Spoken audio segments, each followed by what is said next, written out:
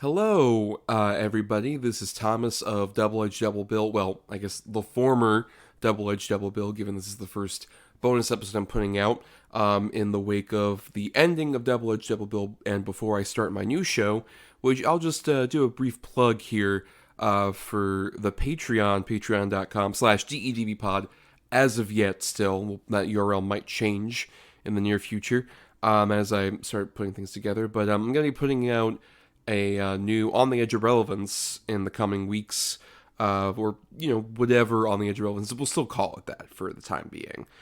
Which, if you don't know, on the Patreon, Adam and I used to do the On the Edge of Relevances where we talked about new releases. The last one we did was for Guardians of the Galaxy Volume 3.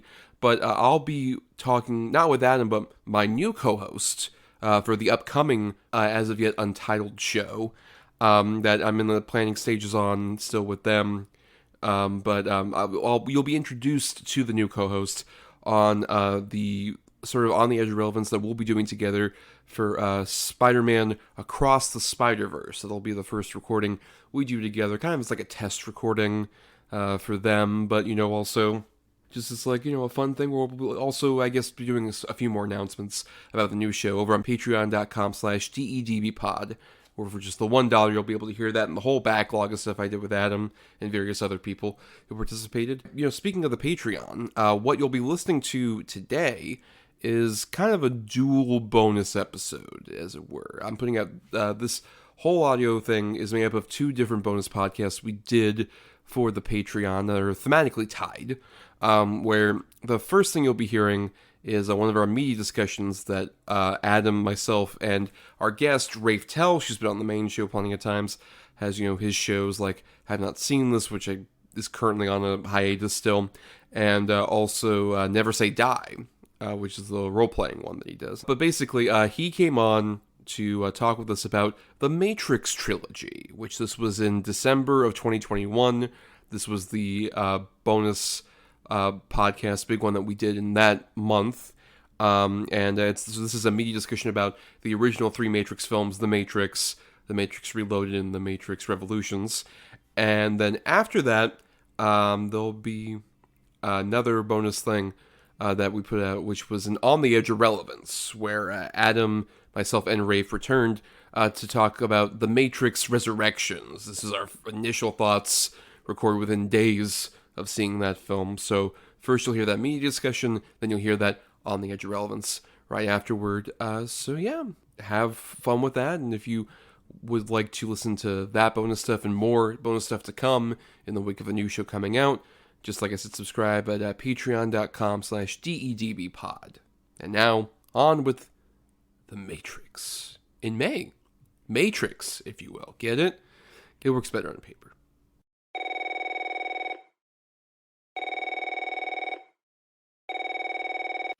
Hello? Hello, Neo. Do you know who this is? I think you have the wrong number, sir. I've been looking for you, Neo. I don't know if you're ready to see what I want to show you, but unfortunately, you and I have run out of time. They're coming for you, Neo, and I don't know... Whatever you're selling, I don't want any!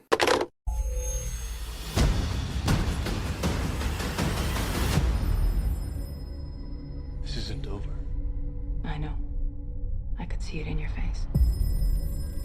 Just like you knew the moment you looked at me that I was coming with you. We're in. You've never believed in the one. I still don't. I believe in him. Mr. Anderson, welcome back. We missed you. I believe it is our fate to be here.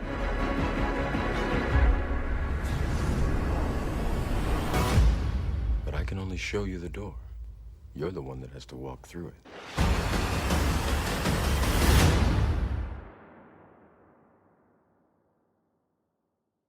Hello, edgelords. Welcome to this month's bonus podcast media discussion. Obviously, Adam and I are here, but I think for the first time on a media discussion, we have a guest with us, Adam. Can you believe that? Someone else has entered the Matrix. Yeah, we do, and believe me, I fucking fought it the entire time. Tooth and nail, he fought, Tooth yes. and nail. But one of our own patrons, one of you out there, the edgelords, the one is here. to join us in a discussion of the Matrix trilogy just in time for the Matrix Resurrections. We have Rafe Telsch of Have Not Seen This. Rafe, welcome to the show. Thank you. Glad to be here, or am I glad to be here?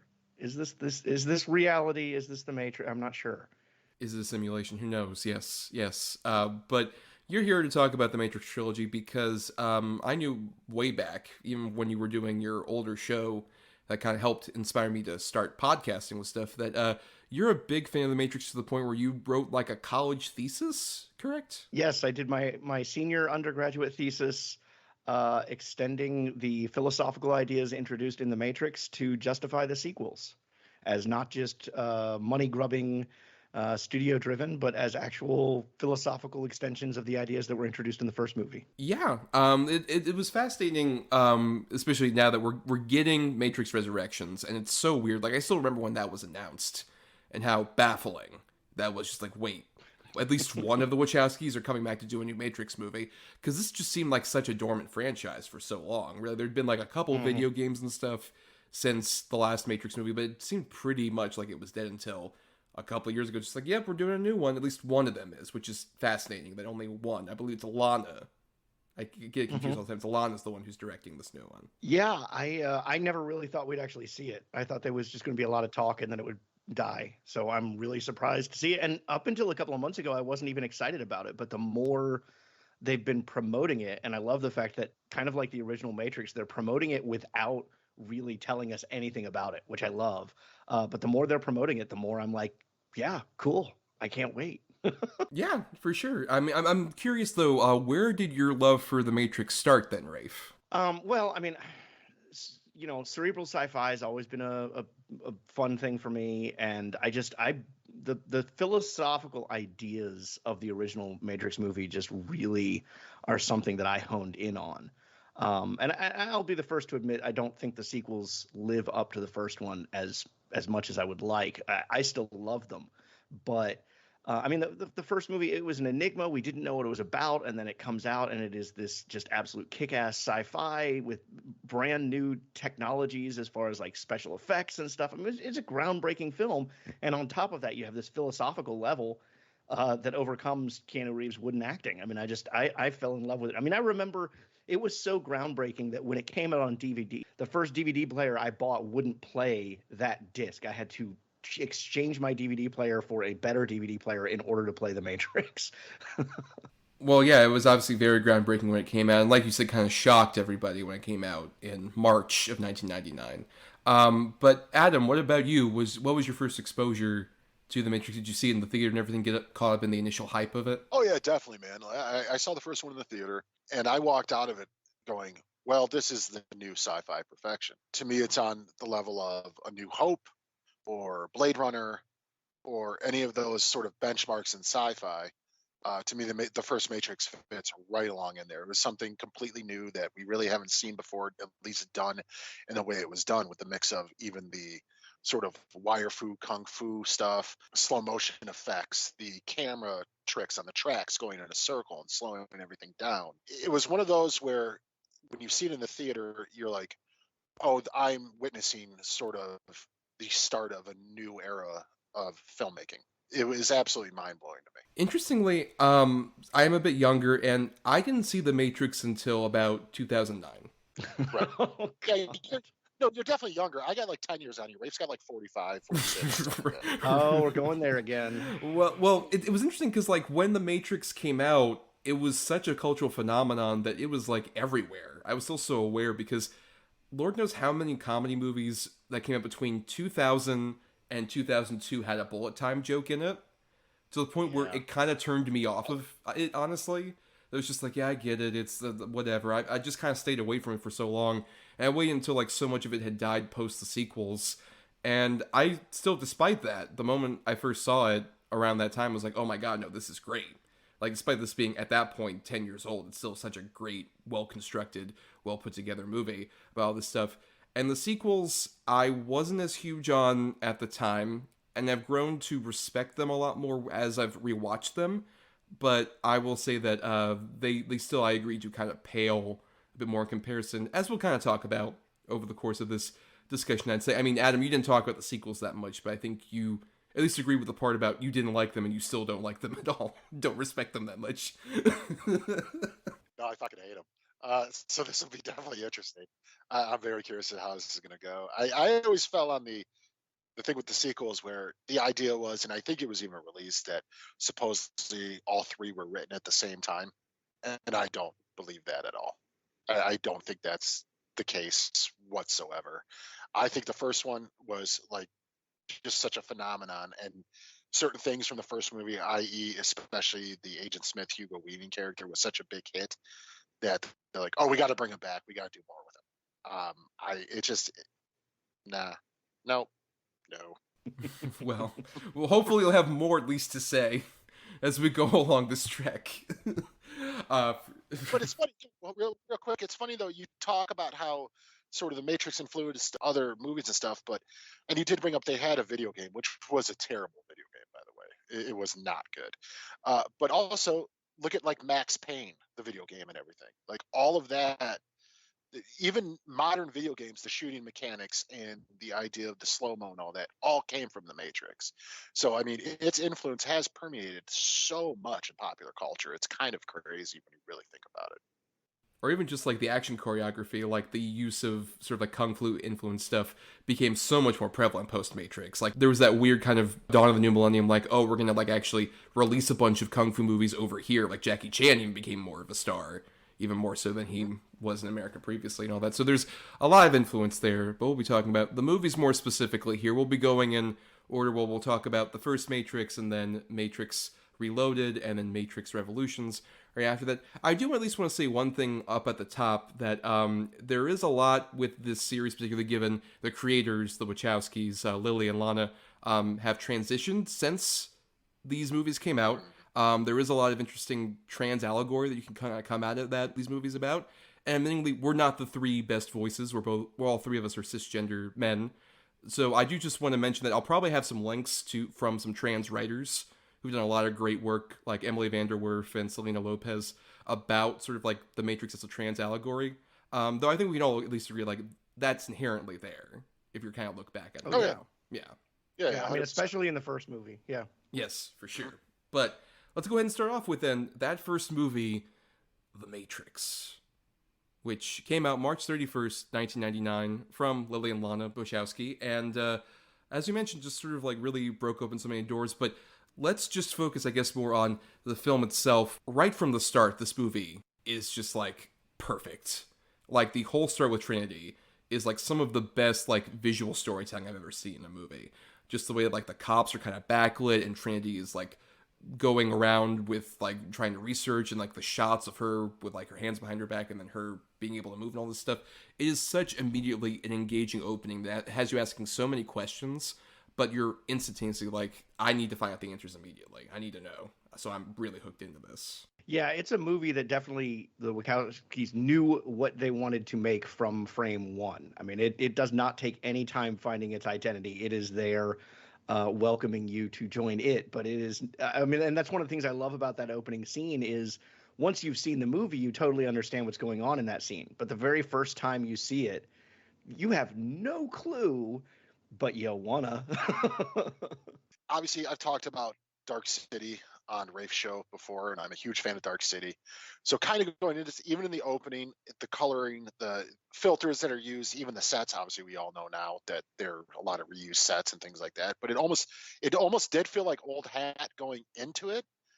But the second the jump kick thing happens, where it freezes and it spins around her, you're in a whole other world. You're like, what the fuck is happening? Like, how is it? What is going on here? Basically, the whole movie doesn't relent off that idea of you are literally following the rabbit. You are going down the rabbit hole with the story the entire movie. And it is so incredibly effective. And what just a perfect way to start off this movie, to where you're asking questions right off the beginning. And you basically don't stop asking questions the whole movie. Yeah, I think what's so interesting also is the fact that I've heard some people complain about it being like, oh, it's the Matrix isn't that deep of a concept. But I think what's so fascinating is like, I agree that it's not necessarily that deep of a concept, but what I like is that they're able to explore it so well here It's like, it doesn't have to be like extremely deep about like, oh, there's like a simulation world, basically. That's been theory that's gone on for like ages. The idea of like, oh, this is a simulation, like our reality isn't what it actually is perceived to be. But they do such a great job of like firmly establishing the world and the stakes of it and all this other stuff that like you are instantaneously like, I know exactly what's going on. I know what these characters are feeling and how I'm supposed to be engaged in it. And it doesn't need to be that much more complex. If anything, that's probably where the sequels I kind of think start having issue, is that they're delving into much deeper philosophical concepts and kind of losing character stuff that I think is very present with the moment you see Neo. Just as like a sad sack who's just like, I hate my job and I hate my double existence. I go to raves to feel something. I'm glad you brought that up, because that was something I definitely wanted to tackle as well, because I've heard that argument before where, oh, the Matrix, they're not as deep as they think they are. They're not as clever as they think they are. And my argument against that has always been when the ultimate box set DVD set came out for the Matrix movies, Cornel West and Ken Wilber, who are two of the prominent names in philosophy of our age, did commentary tracks on the three movies to discuss the philosophical ideas in the movie. So it's like, you don't just get those two people by, calling them up. You got to interest them first. So there had to be enough depth there for them to want to discuss it. I feel like there's a fine line between people who take that philosophy too far and those people who are just like, no, it's just not there. They're just stupid movies. And it's like, no, there's got to be something there. Well, I mean, I look at it like this, and I said it, and I think all three of us agree on it, and I think most of the movie-going public would agree on it, at least who saw the first one. The constant time you're asking, what the fuck is going on? Like, what is this? You want to get more into it. You want to understand the sort of through lines and the backstory and all that of everything that it is. And to say that, oh, there's nothing there. If the movie's making you ask questions, be it surface level or deep personal questions, then there's something there. There's something to go on. But you can look at it like, if you just want to look at it like just a kung fu gun movie, like there's that too. That's what's so good about the first Matrix movie. It's, if you don't want to get deep into it, you're still going to get the enjoyment being an action movie fan or a martial arts fan or a sci-fi movie fan. There's so many, it's like an onion. There's so many layers to it. Like, you can just keep going with the first one. And I agree with Thomas. I think that might be one of the major problems I have with the second and the third one, where they feel the need to over explain it all. Like, way too much. There's way too much exposition, especially with the fucking. We'll get to it. We'll get to it. There's way too much exposition in the sequels than there is in the first one. In the first one, it's not so deep to where you take your own ideas out of it, because it's pretty straightforward what's going on. But it's the journey to get to those answers which makes the first one so fun. I particularly love that you just made a Shrek reference with it's like an onion, when Shrek was one of those movies that did a huge bullet time. Yes, exactly. Maybe I'll reference Shrek anytime. Shrek, that's the franchise we should be. No, that'll be next time. We'll talk about the quadrilogy of Shreks. We'll also put in Shrek 4D. This huge discussion coming up. How do I cancel my Patreon?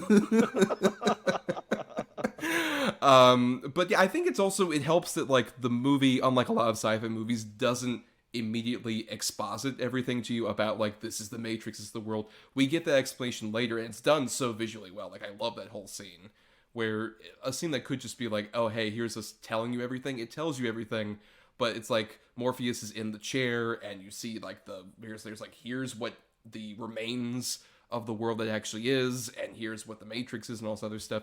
I think it does such a great job of at least unraveling that to you in a way that isn't necessarily like the deepest storytelling, but it is like just great storytelling. It really gets you immersed in what's going on.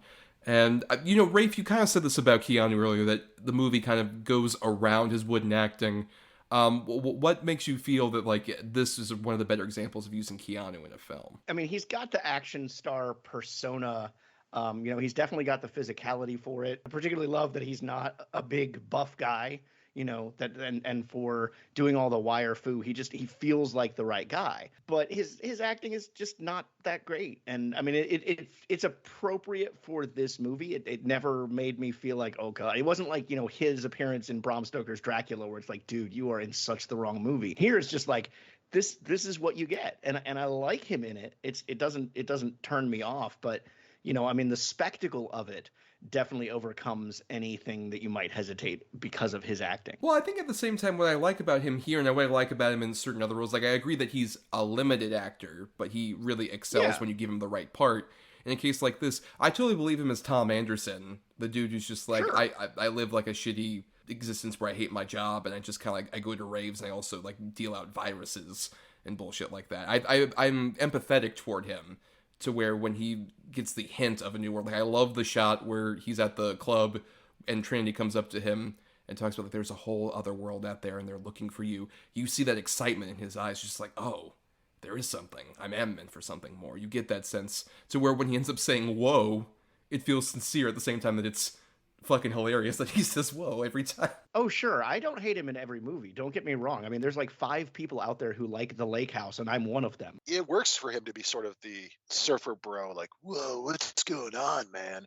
And this, because you're following him. Like anybody in this circumstance would be like, whoa, what the fuck? Like you'd be right there with him.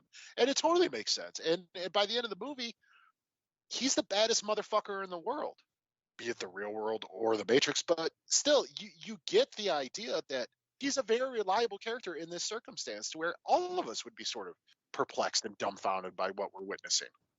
Anybody would. You get the idea that Keanu Reeves probably like that when he read the script. So he just carried that on, and it works. It really does work. I think this is one of the better Keanu Reeves performances, and I because of this performance, I think it's why we have John Wick and things like that, where people are like, oh, he can do these sort of roles. It's better than, like, the big story was, of course, that Will Smith was almost this part.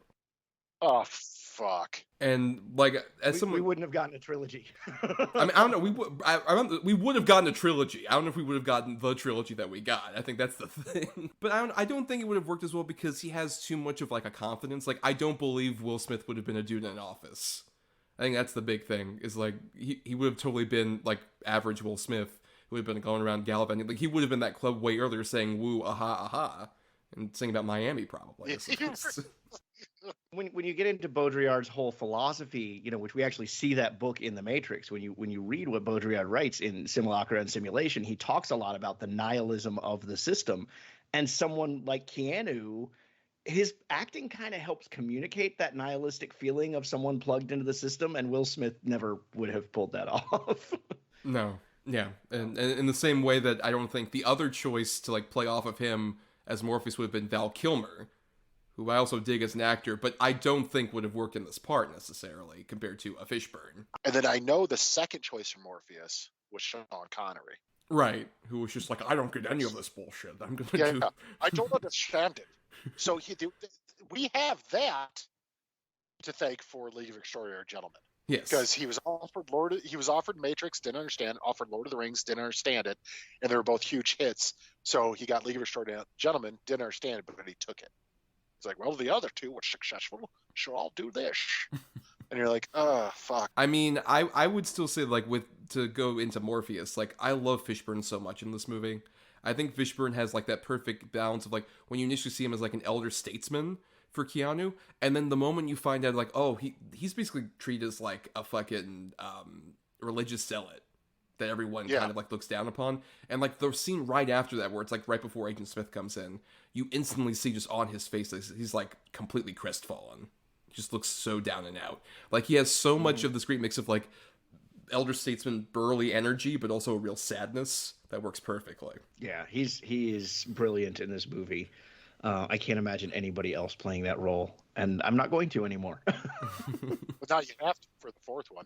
Yeah, I was not going to go there, but yeah, that is one piece of the fourth one that I'm a little nervous about. Having a new Morpheus, but we'll see how that plays out. I know they offered him just like, you can sit in a chair again like the third movie. That's all you have to do is sit in a fucking chair, and he's like, I don't know. But then again, I don't know. My theory is I wouldn't be surprised if he has some kind of small cameo that we're not aware of. I really wouldn't be surprised if that was not the case. Though we'll get into maybe some of our queries and thoughts about that by the end of the podcast. But someone else, Carrie-Anne Moss, who we haven't really talked about that much, I think is really stellar too, as someone who immediately is so capable. And I love the fact that a worser movie would have made her just totally like, I don't trust Neo whatsoever. and just be like way more of like, I'm totally jealous of him. But I think the movie does a great job of balancing out like, well, I know he's the one and I might be reluctant to help him, but at least want to like actually help him along. The thing about the Carrie-Anne Moss character, which I really love, the Trinity character, like she's not 100% convinced that Neo's maybe the one right off the bat, but she's 100% convinced that Morpheus believes he's the one. Mm-hmm. And she's willing to follow whatever Morpheus says. She believes and trusts in Morpheus so much that, okay, fine, then he's the one, we'll go for it. And as you said about a worser movie, you know, I mean, we learned was told by the Oracle that she would love the one, you know, and they could have very easily made her a less capable character who just is love smitten once she realizes he's the one, or immediately falls apart once Neo enters the scene. And she's a badass the whole way through. I mean, she's a badass the whole way through the trilogy. You know, there's no point where I really feel like she's sidelined because she's supposed to be a love interest. If anything, I think that helps her character. Their relationship, in this movie at least, I think they kind of lose track of her in the sequels in a way that I think we'll definitely talk about. In this one, I think her and Keanu work so well because they kind of feel like they're actually helping each other throughout this whole thing, especially Trinity just helping him along. Like, with any of the scenes, like particularly the huge, awesome sequence in the office lobby, where they're both fighting off against each other. It feels like, no, we are equals here, and we're going to kick so much ass. And it's just like, yeah, they're united, and they're going to totally decimate this fucking lobby. When this movie came out, I was working in audio visual, and we would use that scene to test up any sound systems we set up because of the music in that lobby scene. Makes sense. Yeah. That makes sense. Yeah, it's fun to put that up, but the sound design of this movie, too, and the score and everything, it's just pitch perfect. It's pitch perfect. You know, there's very few movies that I would call perfect right out the gate. But I do think the first Matrix movie is a perfect film. I'm a very staunch believer of your movie's only as good as the villain when it's that type of movie, hero-villain movie.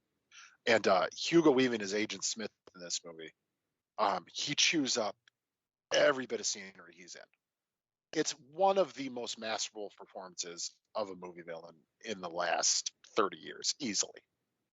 That scene with Morpheus where he's trying to break his mind, you know, I finally figured out it's the smell. I'm saturated by it. You're like, yeah, dude, fuck yeah. Get him, Agent Smith. You almost root for Agent Smith at times because the performance is that good. It's kind of a groundbreaking performance. What it also does so interestingly, like that character, and also I think is the same thing with like the Joe Pantoliano as Cypher character. Like a lot of the other like villains, and particularly this one, I think do such a great job of like really making you empathize, where like Agent Smith is a program that wants to get out of the Matrix, like he's an artificially created being that wants to get out, and the same way that Cypher's like he's like a regular being. Yeah, I want to get back into the Matrix. I love that. I love that so much. It's just like, you know, it's fucking terrible out here. I want to eat steak again. Like, and you're like, you know what? No, I get it. It'd probably be shitty to be in a burlap sack and eating like processed bullshit. I totally get it. And the same way I get with Agent Smith, where just like his animosity totally just comes from like wanting to get out, and even like his anger toward him is just like, you're a virus.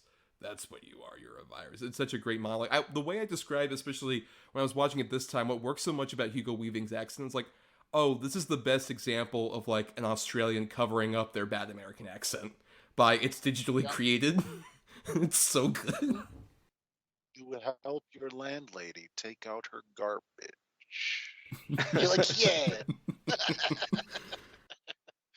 Yeah, it sounds artificial. It sounds like he's almost pained or straining to say everything he says.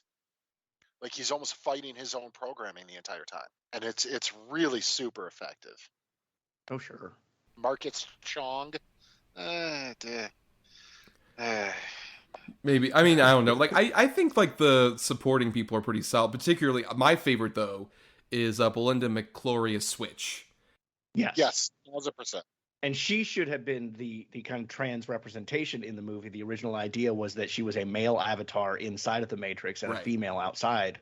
And it's a shame that they didn't go through with that. I definitely think if they made it now, they wouldn't even hesitate on that. But at the time, they changed their mind about it. But I think the idea is still there on screen. I still think, now that you know, obviously, what they were going through with transitioning and things like that, it's very easy to look back at that character and be like, oh, okay, yeah, I get it. Right. Yeah, you can definitely see that. But also just her delivery on particularly, not like this.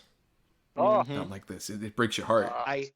I just saw a YouTube video that was parodying that moment, and it's like just the intonation. There's no doubt where they got the inspiration for that from. It's just that in itself is kind of an iconic line delivery. No, yeah, that's the thing where there's no small parts really. Even like some of the other agents, like they're around Smith. I wish that in the sequels we have a lot more just like let's copy Agent Smith.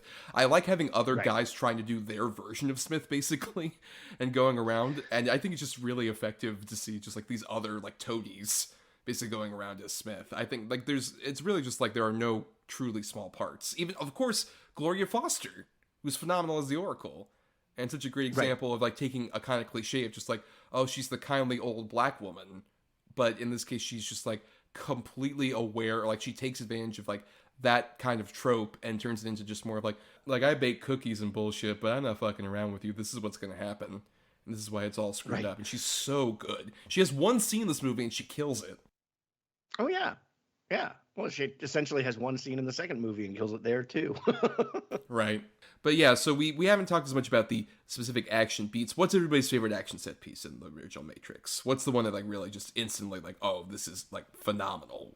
The lobby battle, just without a doubt. The way the everything comes together, the visual effects and the music and the gunplay and all that. I mean, that's just an action masturbation scene right there. oh no, I definitely agree. I mean, that would be my one too. But if I had to pick another one, obviously that's the start of the Morpheus escape.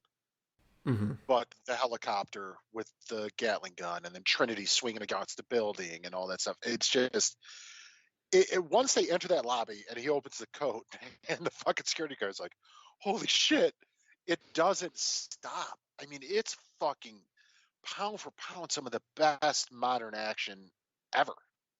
If not even take the word modern out of it. It's some of the best filmed action beats of all time. It's phenomenal. Love it. And I also Neo training with Morpheus is pretty fucking badass too. That was the one I was going to bring up. I think is the training sequence really like aside from the opening bit with Trinity. I think the training sequence does such a great job of like it's another great example of expositing what exactly is going on. That we're downloading kung fu into you basically. But then when you actually see like them face off, it's just like, oh, the choreography is here. That's what's so great is because it was only like a $63 million movie, which is astounding now looking back at it. Yeah, it only cost that much money. It's so astonishing just watching like, oh no, it's this great mix of like, you can see where there's clear CG, but the bits where it's clear these actors actually working off each other in the wire fu, it's astonishing. It's just really, it's just like, oh my God, we are seeing movie magic truly take place in a sequence like that. Yeah, and Morpheus's little foot shuffle makes that fucking scene. I swear to God. It really does. It makes the whole fucking scene. And it's just, yeah, I know Kung Fu. Let's see you use it. You're like, oh, fuck yeah, dude. We're about to get into it now. God damn it, I love this movie so much. And that's why I'm really going to have a hard time talking about the next two, especially with a Wraith. It's going to be rough. Well, what I also like is, like, you mentioned the whole thing about the tutorial game element. That feels like it's the perfect tutorial in the middle of this, like, game. Like, so many games I have played have a sequence like that, where it's just like, let's go into a dojo or whatever and actually have the sequence like play out. I love all of that. And it's even like you mentioned some of the smaller things with like people that are just like actor choices like that, or later on when they talk about the like, oh hey, have you ever seen that one redhead girl that goes around all the time? I programmed her. That one guy in the fucking thing. Like it just shows like even small details show like these people have lived huge lives either in or outside the Matrix. And like they've built up really truly interesting personalities, every single one of them. That's a great scene too. Were you listening to me or were you looking at the woman in the white dress? Red dress. Well, look, red dress. Look again. And there's the agent. Like, it's so fucking good. Like, he's throwing him against the wall, basically, Neo. Like, you got to learn fucking fast, dude. Because we're in dire straits right now. And if you are the one, if you are our Messiah, if you are this, then we need you to get up to speed super, super fast. It's pretty, it's pretty great. And also, too, the look of the actual real world, with the look of the Nebuchadnezzar and the way it all looks. But man, the Sentinel design is some of the coolest, creepiest looking robots that have ever existed in movies. They're terrifying looking. the way they move, the way that they latch onto the ship with the laser coming out of almost like their mouth, and they got almost like a bug appearance to them. Like it's just such great character and creative design. It's like I said, it's mind blowing. All cylinders were firing on 10 here, and I think we ended up with all cylinders firing on 13. Like it's pretty fantastic. Yeah. Definitely agree. And even like with the chosen one element of, like I've said before on the show, I'm not hugely a fan of like the chosen one narrative. I think it's something that gets overused a lot. What I like is there's so much doubt about the chosen one narrative within the context of this movie, because of how much it's like, look, Morpheus kind of believes in this thing. It's kind of a legend. We don't fucking know, but we trust him, so it might work out. There's like so much of that worry and that doubt that by the time Neo officially becomes the one, when they're down there in that subway, it is like one of another killer fucking action set piece with like him fighting Agent Smith, leading into, I think, one of the best endings in a fucking movie ever. I love the final phone call with everything. It's just like, I don't know, you'll find me, I'll find you, and we'll do this out. And the rare, like probably the only time in the history of the world that the use of Rage Against the Machine fucking works. It works so fucking well. I will address that chosen one comment and the final phone call when we get into the next movie, because I do have comments on both of those, but they tie more into Reloaded than The Matrix. Well, but do you have anything else to say about this movie, though? I do want to throw one thing in just about The Matrix, kind of the whole franchise. One of the things I love, you made the comment about Morpheus, the elder statesman, and where we get the exposition with him sitting in the chair and explaining the history as we know it. And I absolutely love that when they did the Animatrix series and we get the second Renaissance, part 1 and part 2, and you learn the real history of what happened between man and machine, Morpheus does not know the whole story, and I love that. I don't think for a second that Morpheus was lying to Neo, but his knowledge was limited, and I think that helps build his character even more, kind of, as you said, as kind of a religious zealot, but also, is that he's a soldier. He's told what he needs to know in order to do his job, as we see in the subsequent movies as well. But no, this movie is so perfect. It doesn't. It doesn't really have a flaw, and the fact is that the visual effects age perfectly. Like I just watched it this week in preparation for this, and it's like, you can't tell me that this is a 20-year-old movie. It still looks better than some of the crap that we get today. Yeah. I completely agree. And real quick before you transition, I wanted to address the chosen one thing too, Thomas, because I agree with you. I think it's a very sort of tired and cliche storytelling technique, but I do think it works incredibly well in this, because it's an unreliable chosen one, because everyone's telling him it is, but he doesn't even believe he is. Right. There's a lot of other people who don't believe he is. So it's not like automatically, oh, he's the savior, he's going to save us. You don't know until that fight scene with Agent Smith.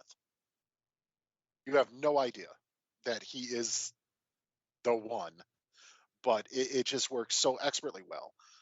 And that might be part of my problem with these sequels. But well, no. But even like you guys were talking about this, like Morpheus even mentions the fact that like we only know so much because of how long it's been since all of society collapsed on the real world. Like we don't really know. We only have like snippets and bits and pieces, so that's what they're able to piece together. And I agree that like the Animatrix does such a great job with that particular segment of really piecing together. Like, well, there's a bit more. And especially that she was, robots were kind of sympathetic. We were the assholes. Oh, no, we were horrible, yes. If you've never seen The Animatrix, we won't cover it in detail here. But those are worth watching if you have not seen those shorts. They're pretty stellar. So, yeah, now we're at The Matrix Reloaded, which came out May 15th, 2003. And interestingly, this and Revolutions were shot back-to-back. One of the many examples where they kind of try and capitalize on that element of it after the success of a first movie. And this had a lot of hype going into it. There was obviously like the Animatrix was released in the video games, a lot of tie-in stuff, and there was a lot of hype for it.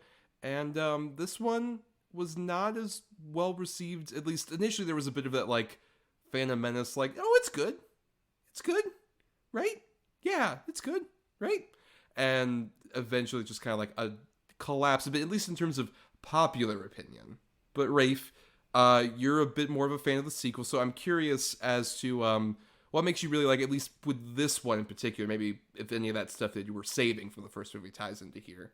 Yeah, I mean, I love the way this one opens, because to me, it's a direct response to what you were talking about with the way the first one closes. The first one closes with that awesome phone call about, I can't tell you how it's going to end, but I'm going to tell you how it starts, and this is where we're going to go from here. And now we rejoin them 6 months later, and not much has happened. Yeah, he can fly real well now, but the whole idea of being the chosen one hasn't advanced the cause that much. They do say that they've freed more minds than ever within that period, but the fact that he's the chosen one hasn't really changed things. Not as dramatically as that speech would have us think at the end of the first movie.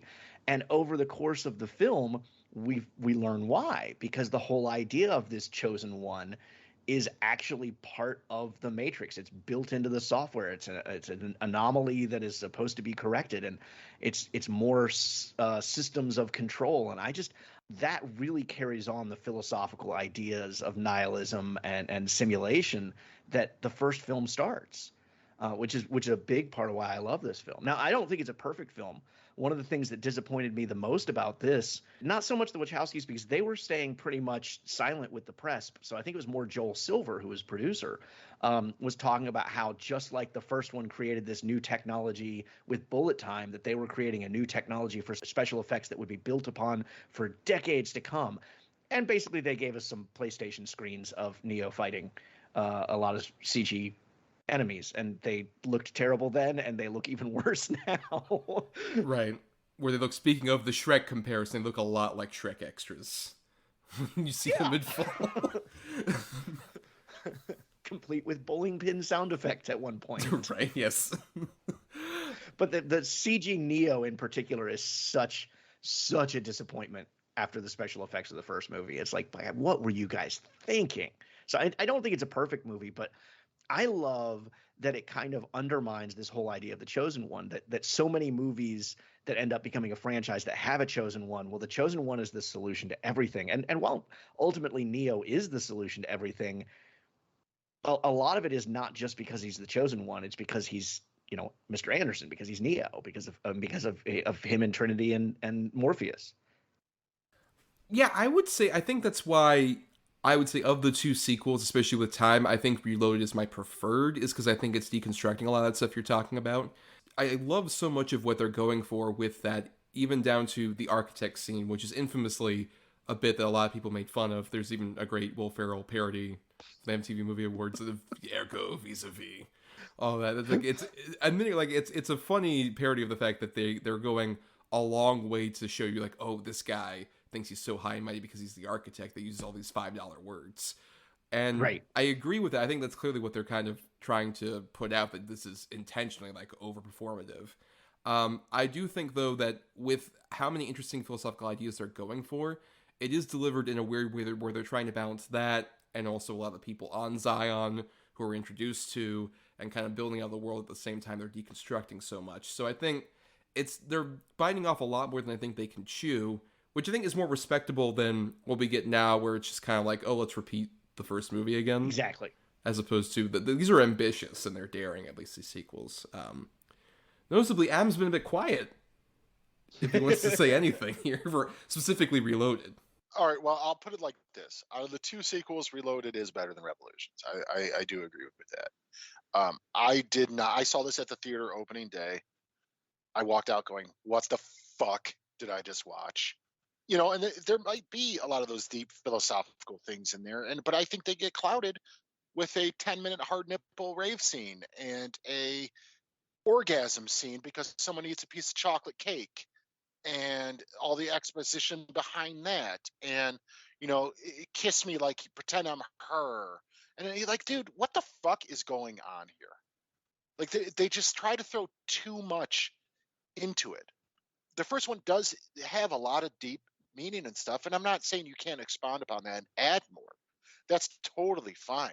You absolutely should, especially to keep a franchise going. And in the sequel, you have to up the ante. I understand that, and I'm not saying that they didn't up the ante. I don't know that they upped the ante in the right way in this. I think they added too much expository, too much unnecessary characters. vampires and werewolves. Like, what the fuck? The Ghost Twins, which, by the way, looked badass. I liked the Ghost Twins a lot. I need a little bit more of them. But I will say the freeway chase scene in this is maybe one of the better action beats of the franchise. I think it's pretty phenomenal.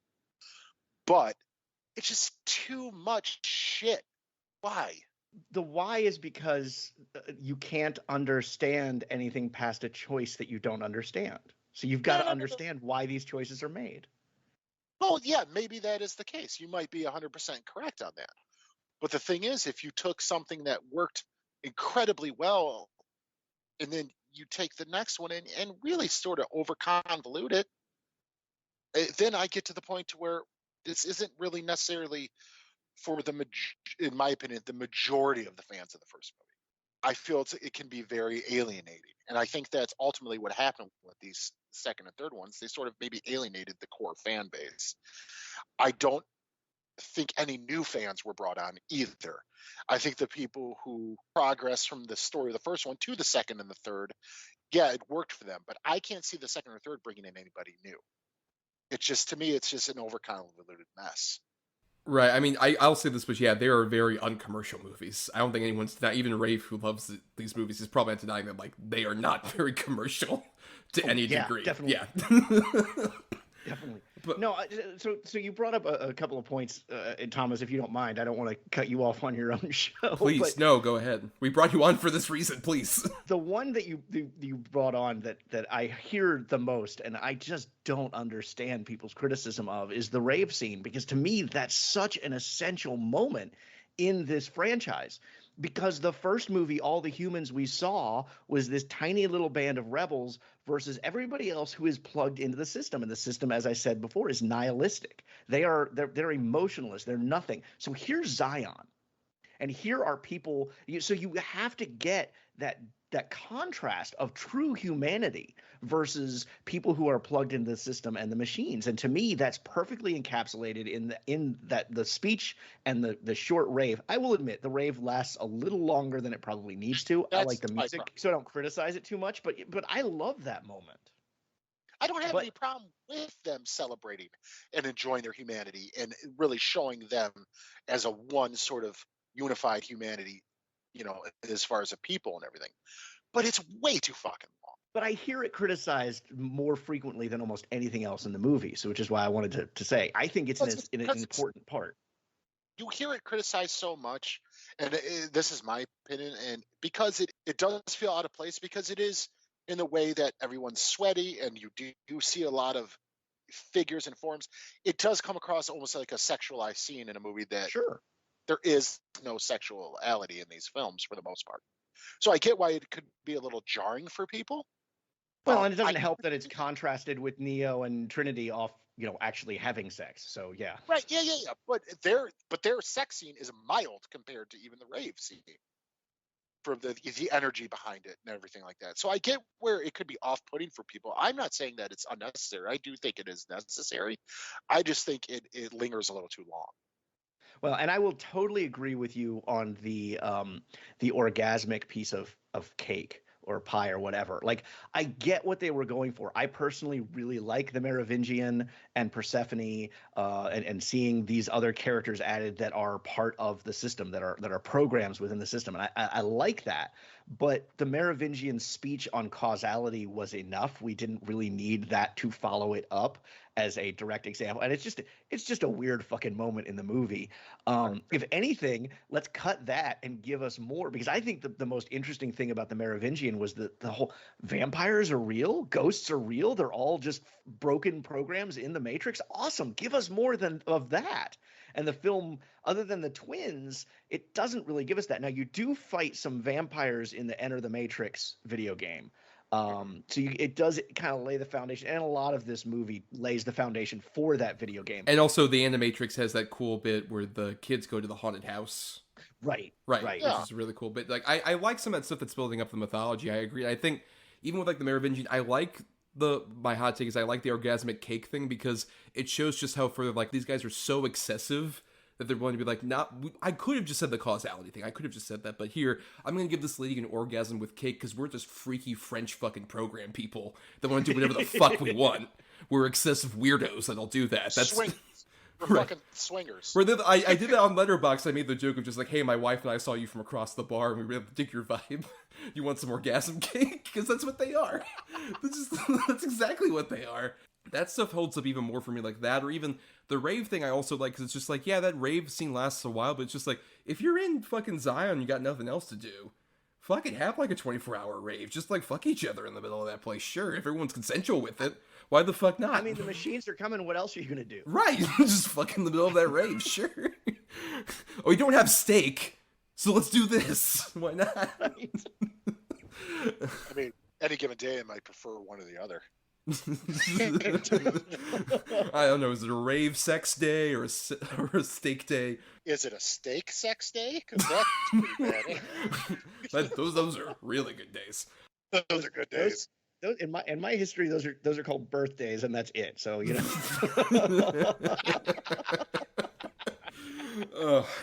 This movie made me fall in love with Monica Bellucci as Persephone, and I was glad that she ended up getting a couple more American roles after this. You know, this kind of helped give her a little bit of an American career, because that is a beautiful woman. Yeah, I don't think the whole kiss me like you kiss her thing works either, but it gives her more screen time and a nice kiss, and I'll take it. No, I love, actually, my favorite bit of her is the delivery on when he kisses her and she's like, nope, not good enough, I'm leaving.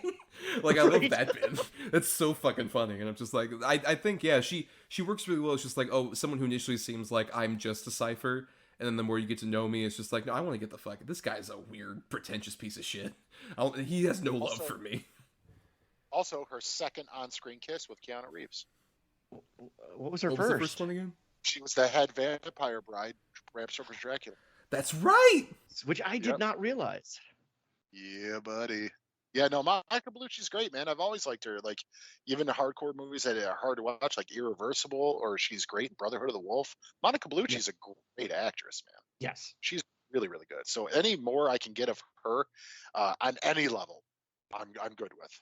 But I mean, I even like the ghost element of it. I do like those ghost guys, and I like there's so much of stuff that like kind of brings up interesting ideas about the Matrix that I just kind of wish were maybe explored even more, of just like, well, actually have some more, like, I want to see vampire dudes, I want to see werewolf dudes. That would be like pretty fucking cool in the actual movie, and I just kind of tease it. But at the same time, there still is like pretty cool stuff. Like you mentioned the freeway chase, Adam.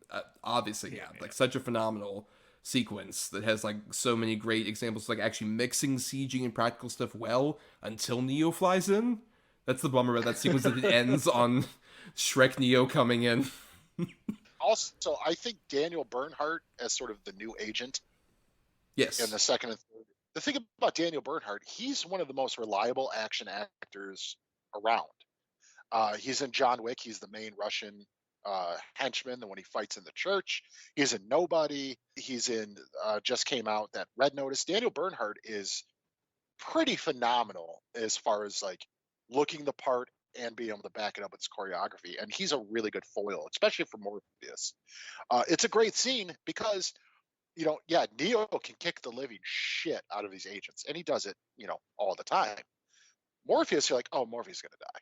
And it's a pretty great scene because it's almost like Morpheus accepting, like, fuck it, I'm going to die. If it gives Neo a couple more minutes, oh, well, here's what we got to do. And that's the weight of that scene is really what propels it to be as good as it is. Yeah, I think that all works. And also, but at the same time, it's so fun seeing him do like the kung fu style, like when he flies up and he does like the kung fu stances and shit. I love all that. It gives him a chance, even especially as like, you know, Lawrence Fishburne at this point was kind of starting to get into his like doughier phase, but he still is like fully a badass at the same time that he is. He works that to his advantage. Oh yeah. He's a brawny guy here. He's got pounds on him. Right. As opposed to, I will say, I think my biggest problem with this movie in particular is the whole Trinity prophecy thing. I have such a problem with it. Like, Neo's whole motivation is just, Trinity's gonna die. Trinity's gonna die in this one action set piece. And I think that's all Trinity really has to do, pretty much, aside from, like, have sex with him and some other stuff. It's just like, oh, hey, I'm gonna, like, have this cool action set piece and then die. and be the motivating factor for you saving me, when especially in Revolutions, it's like, oh, that doesn't really matter. So it's just like, I don't know what we were really doing with that. Okay. Well, I mean, I would argue they couldn't get as far as they get in Revolutions without her. But yeah, okay, I can kind of see that. Well, I mean, I'm just more talking about the fact that she dies in Revolutions kind of like deflates this whole thing. Yeah, okay, I gotcha. Yeah. Can we also, like, honestly, just agree that Hugo Weaving as Agent Smith was a big success in the first movie? So now we're like, let's give you all the Hugo. Oh, sure. Okay, yes. It's like that Simpsons movie. It's like, oh, you like donuts? Say, we'll have all the Hugo Weavings in the world. Right. It's like, it was so funny. And it sounds so weird, but it's about another sci-fi movie. I was talking to my father-in-law at the time about the Tom Cruise movie Oblivion. Mm-hmm. And he's like, oh, I really liked it. It felt like Tom Cruise's ego was in check. I'm like, yeah, until he had to fight an army of Tom Cruises. The CGI on the playground scene is so bad. The Burly Brawl, I hate that scene. There's no gravity to any of it. And I understand Neo can fly and all this stuff, but it just looks so phony. Like, what the fuck are we doing here? The first one worked so great, but Thomas, you and I have talked about this show, and I think, Rafe, you and I have had a conversation about this. The first one was a success, so they gave them more money to do the second one. And you could feel that they had more money in the second one with the CGI. It's the limitations of the first one with the $68 million, and they create this new technology and everything that made it work. So once it goes unchecked, you're like, oh, fuck. Well, but again, Joel Silver really thought this was going to be another new technology that everyone would be using from this point on. And I mean, he was wrong. It's bad. I mean, Smith is good despite that. I think his performance, his speeches are really good moments. And I love the evolution of his character. I even want to say, Ian Bliss playing the real world version of Smith is a great impersonation, although that's more in the third film. But I've read people criticizing, the virus wouldn't be able to duplicate itself. Virus wouldn't be able to take over somebody in the real world. It's like, yeah, we've never seen a virus, mutate into a variant form of any sort ever in human history. No. What are you, a real Omicron over there? When I first saw this, I would have agreed with that. Like, how the hell is he transition to the real world and blah, blah. But then when you find out, well, Neo is actually that too. Right. So you're like, oh, I guess you just kind of got to go for it. And so I didn't really necessarily have a problem in hindsight on that. When I first saw it, I thought it was stupid. But I get it now. Like, in context of the story and the story they're trying to tell. Yeah, of course. If Neo could do it, why couldn't somebody else? Right. I also want to address the whole, like, Joel Silver was saying. I agree that I think at the time that hurt the movie. But to their credit, they actually were developing a lot of, like, digital cinematography techniques that are still used to this day in that whole sequence. Mm-hmm. Like, so much of, like, any scene where it's like, a bunch of those, like, Neo and Smiths attacking each other, it looks bad here, but a lot of those techniques were basically, like, kind of breaking groundwork for, like, any of these, say, modern Disney movies where, like, The Jungle Book basically was shot on digital sets that were initially created for this movie. Which is, like, how there's, like, the lack of the cameras and stuff like that is, like, all originates from these Matrix sequels. So he should have said more a case of, like, we're kind of testing out things that hopefully will be used later, as opposed to, I don't even remember that at the time, like, we're breaking ground! Yep. Which, to be fair, it's Joel Silver, who also, if you don't know, is one of those personality producers in Hollywood that was also, like, behind a bunch of Shane Black movies. What do you think about maybe some of the new Zion characters? Like, we get the Kid, and we get, like, Mifune and some of these other people. Like, what do you think of them establishing some of that stuff on the periphery? Do I get to include Link in those characters? Yeah, sure. Because Link is the best addition to this cast. I mean, after, especially because, after this, Harold Perrineau goes on to do Lost, where he kind of didn't get really well used on Lost. And when he did, he was kind of a dick. I love his character in this. And it's such an upgrade from what we had in the first movie, which thankfully was brought about because of salary dispute, but it ended up working in the audience's favor. And I love him. The Kid annoys me, but I love the tie-in with that Animatrix story that kind of explains why Neo says, he saved himself. And it's kind of an interesting concept there as well. Harry Lennox as Commander Locke is a phenomenal addition to the cast. I think it's stupid, but I also love the romance triangle there between Niobe and Locke and Morpheus. And it's the whole, because some things never change and some things do, that repetition and callback of that throughout the script, I kind of really enjoy. I love that we get a look at Zion and we get to feel for some of these characters. And that's especially important now that Zion is the target of the new attack, that it's not just the man versus machines in the Matrix, but that there's going to be a real world battle. We really need to set those stakes. And I think they do a good job of putting enough characters out there that you're going to care about these people beyond just the fact that this is the last remnants of humanity. I think it's kind of hit or miss for me. I think I agree with you about Link. I think Harold Perrineau, Well, all that stuff.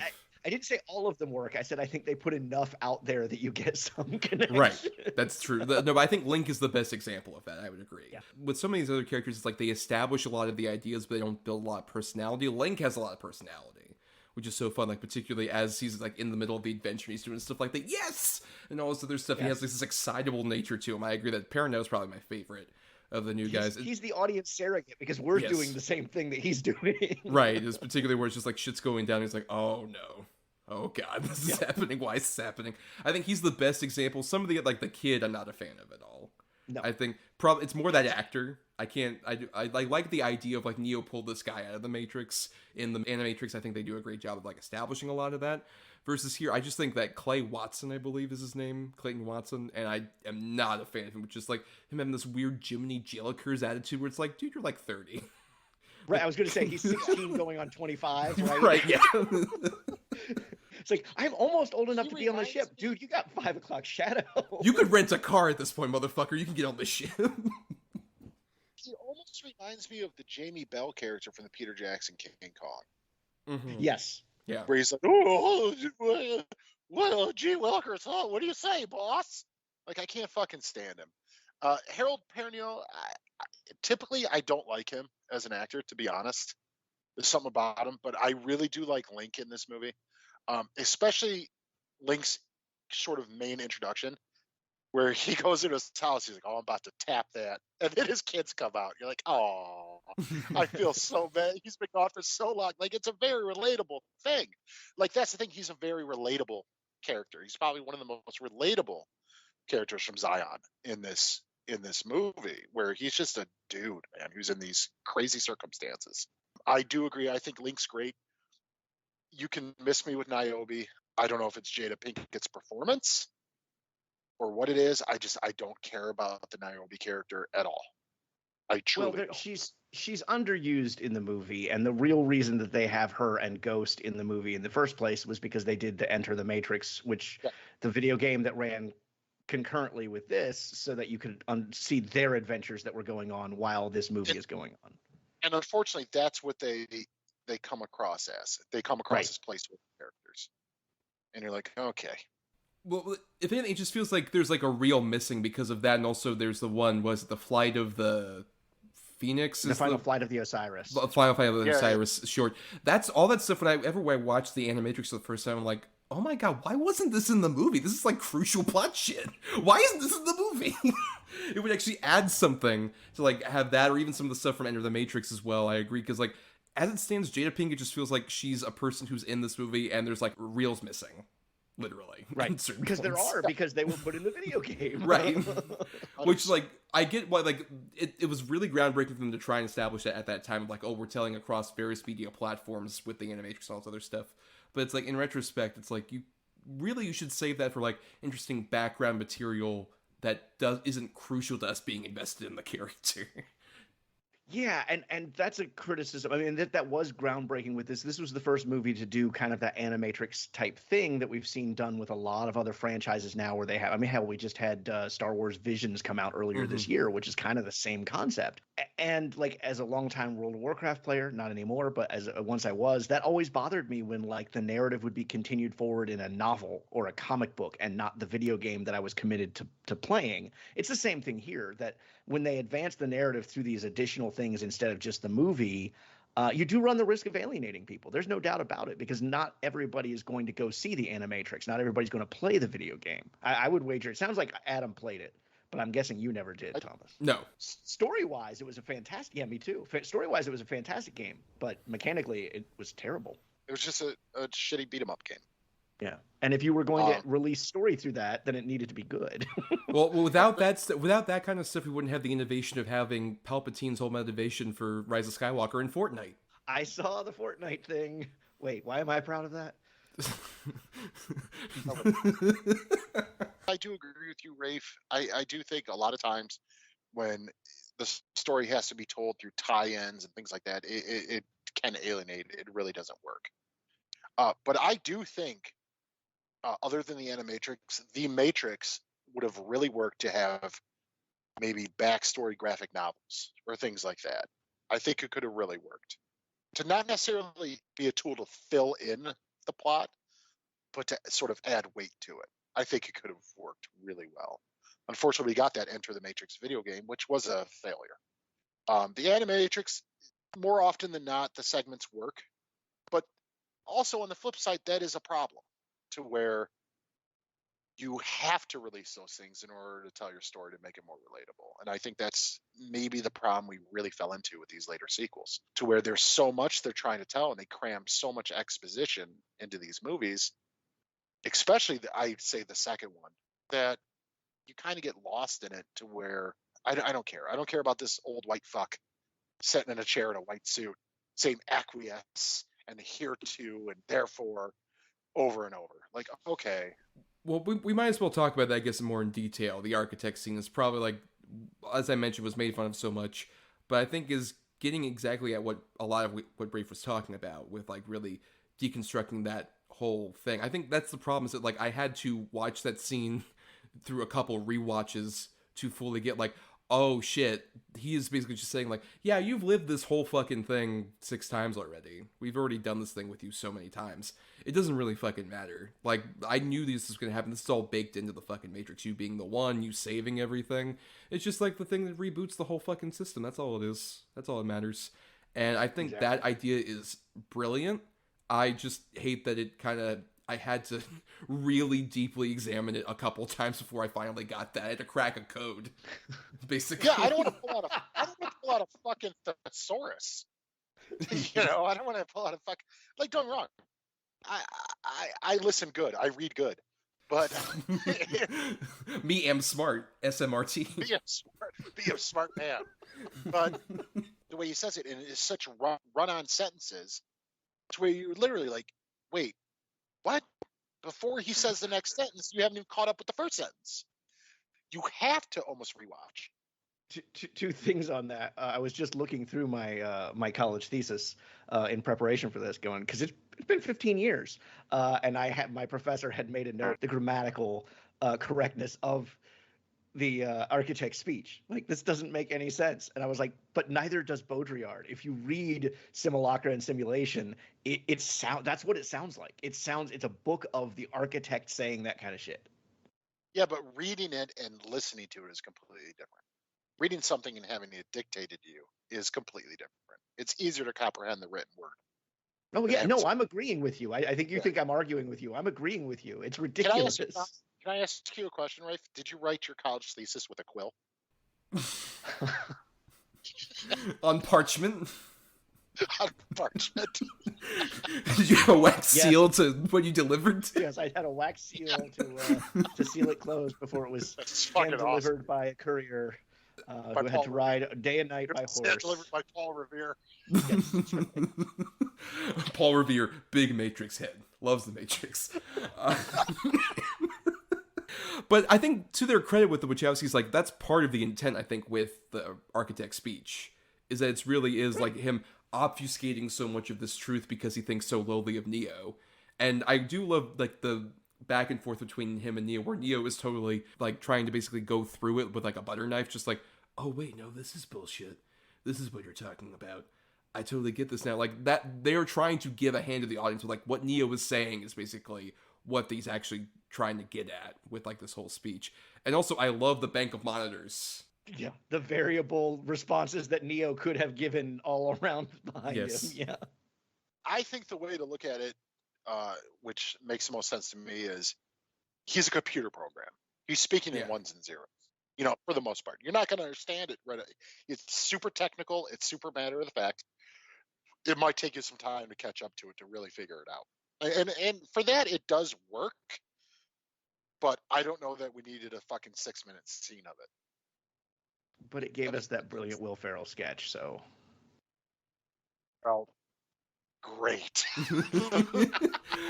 That is also a factor. Like this whole movie, I think, is even more going into like all these people are interacting like their computer programs. Like I do love. I forgot which one is the one that's basically a password like login screen that Neo has to encounter. Seraph? Seraph, Yeah, yes. Seraph. Seraph. I love that element of it, where it's just like, oh, you have to basically fight me in a specific code in order to get to the Oracle. Like, I love elements like that, where it's just like, oh, there's a direct parallel between what a computer program would be versus like how these humans are interacting. That was supposed to be Jet Li, by the way. Right, and he was like, nope, too much money. I mean, and this also had a weird torture process too, where even like one character was supposed to be Aaliyah, and she like shot most of her footage. Link's wife. Link's wife, yeah. Right, yeah, was supposed to be Aaliyah, and then she like passed away after she shot a lot of her footage. Z is the character played by Noah Gay, and even just like some of the other random people, like you mentioned Cornel West earlier, Rafe, that like he is a part of the council, which I do love. Just which I even do love the fact that just like the council is here, just basically as like a traditional stock science fiction fantasy trope of just like, oh, we have the council here, and they're saying that we don't trust Morpheus's bullshit and all this other stuff. That's just like, even within the concept of the Matrix, we're outside of the universe that was faked this whole time. We still have to go by old bullshit standards. Like we have to have a council who has to judge all this bullshit. Well, and I love that Cornel West is part of the council who does believe in Morpheus's bullshit and doesn't want to put up with Commander Locke's bullshit. Right, yes. Yeah, so I think that's the thing, is where I would say this one is at least a bit better than Revolutions, because we are dealing at least with more interesting concepts that are daring. And I think we have, it's one of those movies where definitely there are parts of it that I love so much. We didn't even mention this one scene, but the whole fight scene that takes place at the Merovingians like lounge, I love that. Yeah, like with Tiger Chen of the Man of Tai Chi that Keanu Reeves would later do. So, like, that's a really stellar action set piece. But I think there's a lot of great moments and elements to this movie that at least make it interesting to me, if not wholly successful. You brought up the video game tutorial stage earlier when we were talking about the Matrix. The chateau fight reminds me of a video game strategy, because Neo is constantly jumping up to the stairs and they have to come up and hunt him, and then he jumps down to the floor, and it's like his key way of deterring himself from having too many enemies around him. And I'm like, I totally do that in video games. Yes, 100%, yes. But yeah, let's go ahead, I guess, and get into our third entry with The Matrix Revolutions. Because Matrix Reloaded actually ends on a bum bum bum moment. That's true, yes, to be concluded. But the music is almost literally bum bum bum. Right, yes, on a character that we were vaguely, oh yeah, that guy. Right, I remember that guy. But yeah, The Matrix Revolutions came out November 5th, 2003, so just a few months later, and was not as even warmly received as Reloaded, because interesting to point out, Reloaded made $739 million at the box office, much more even than the 466 of the first movie. Then Revolutions, 427.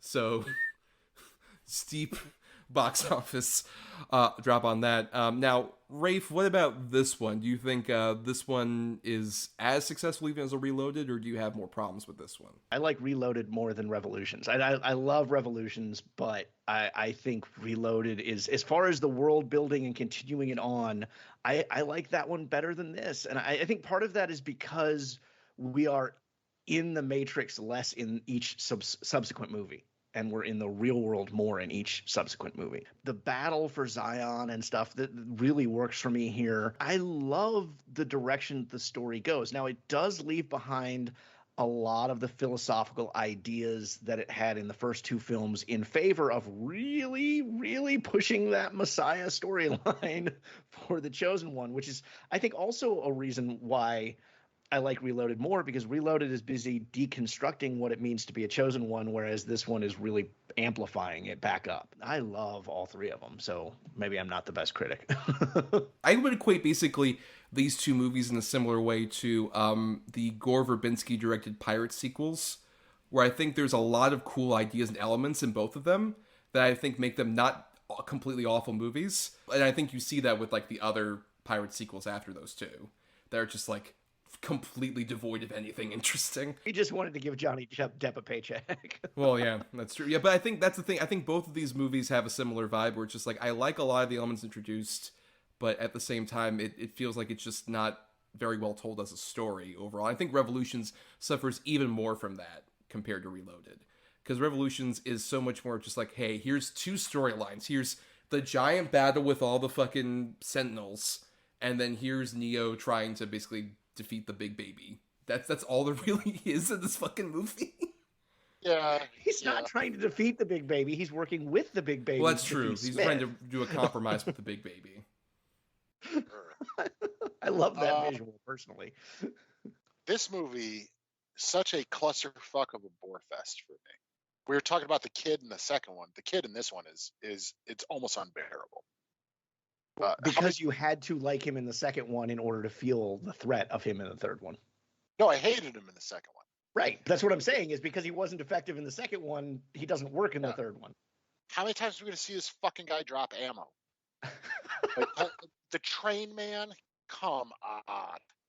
Like, I understand why they had to recast the Oracle. I get it. The original actress passed away. That's terrible. She passed away. I get it. But the recasting, just don't have the character.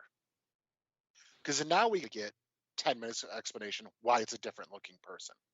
And now we got to get this. And now we got to get that. It's just, there's so much expository bullshit to try to explain what happened in the second movie in this one. To me, there's just too much of trying to explain what has already come before now in this one. And it runs way too long. The big baby thing, like, what the fuck? One thing I will say about this movie, if you can punch a motherfucker so hard that the rain stops, really laid into that motherfucker. like, but again, how much Agent Smith do we need? Like, just too much. This movie to me feels like not only cleanup from the first two, but also we really got to try to wrap it up. We really need to put a button on this, because there's no way they thought there was going to be a fourth. No, well, I mean, it feels to me like the natural progression. We had the machine assault threat introduced in the second one, so it has to come to completion in the third one. The fight with Smith reintroduced in the second one has to come to completion in the third one. I don't think there's any padding here. I don't think there's any having to wrap it up. It feels like those two movies, and I kind of agree with what you said about The Matrix. I don't think this was written as a trilogy. I think this was written as one movie that was open-ended, and then now we write two others that go together. I mean, the Train Man is the only thing that really feels like it's introducing something new. And that's, again, back to the philosophy side of things. Krishna-type element that's added into this. I don't think the first one was left open-ended. The phone call at the end isn't open-ended? I don't think so. I really don't. I think he made the phone call. He acknowledged he's the one. Things are going to change. He doesn't know how they're going to, but they're going to change. And he flies off. You get it. It's done. Neo's going to deconstruct the Matrix. I think it leaves a door ajar for like more, but I think it also works as a satisfying ending. I think on its own. I would agree with that. I guess that's kind of what I'm getting at. The third one feels like a hollow ending to a great first movie, a second one that subpar, but maybe had some good ideas, and the third one's like, oh, now we got to answer all this shit. This one feels more at least uneven to me, because I think all this stuff with like the big Sentinel fight, there's like some fun, interesting like visual stuff that I find kind of interesting, but much more of my interest is with stuff like Sati. I love the idea of Sati, who's this just program that was created with no specific purpose, just like, no, we wanted to create a child. We wanted to do that in the middle of the Matrix. I agree. I love that idea, and I love even the fact that like they're trying to negotiate that with the Train Man character. Shout out to Bruce Spence of the Mad Max movies, and also who was in a bunch of big movies in 2003, because he's one of the sharks in Finding Nemo. He's in this movie. He was going to be in Return to the King, and he's in the extended version of it. And he alone is enough reason to have the Train Man in this movie, Adam. Yeah, all right. I do kind of like how wily he looks, just like, oi, you shouldn't be here. You need to get out of here. One of many Australian character actors that shows up in these movies because they were shot in Australia. Right. I personally love that scene with Sati's parents. The whole concept of, what are these things? They're words. It's not the word. It's what the attachment we attach to those words. And that's a very strong philosophical thing that I've followed a lot of my life. that I loved seeing brought onto the screen for more people to consider.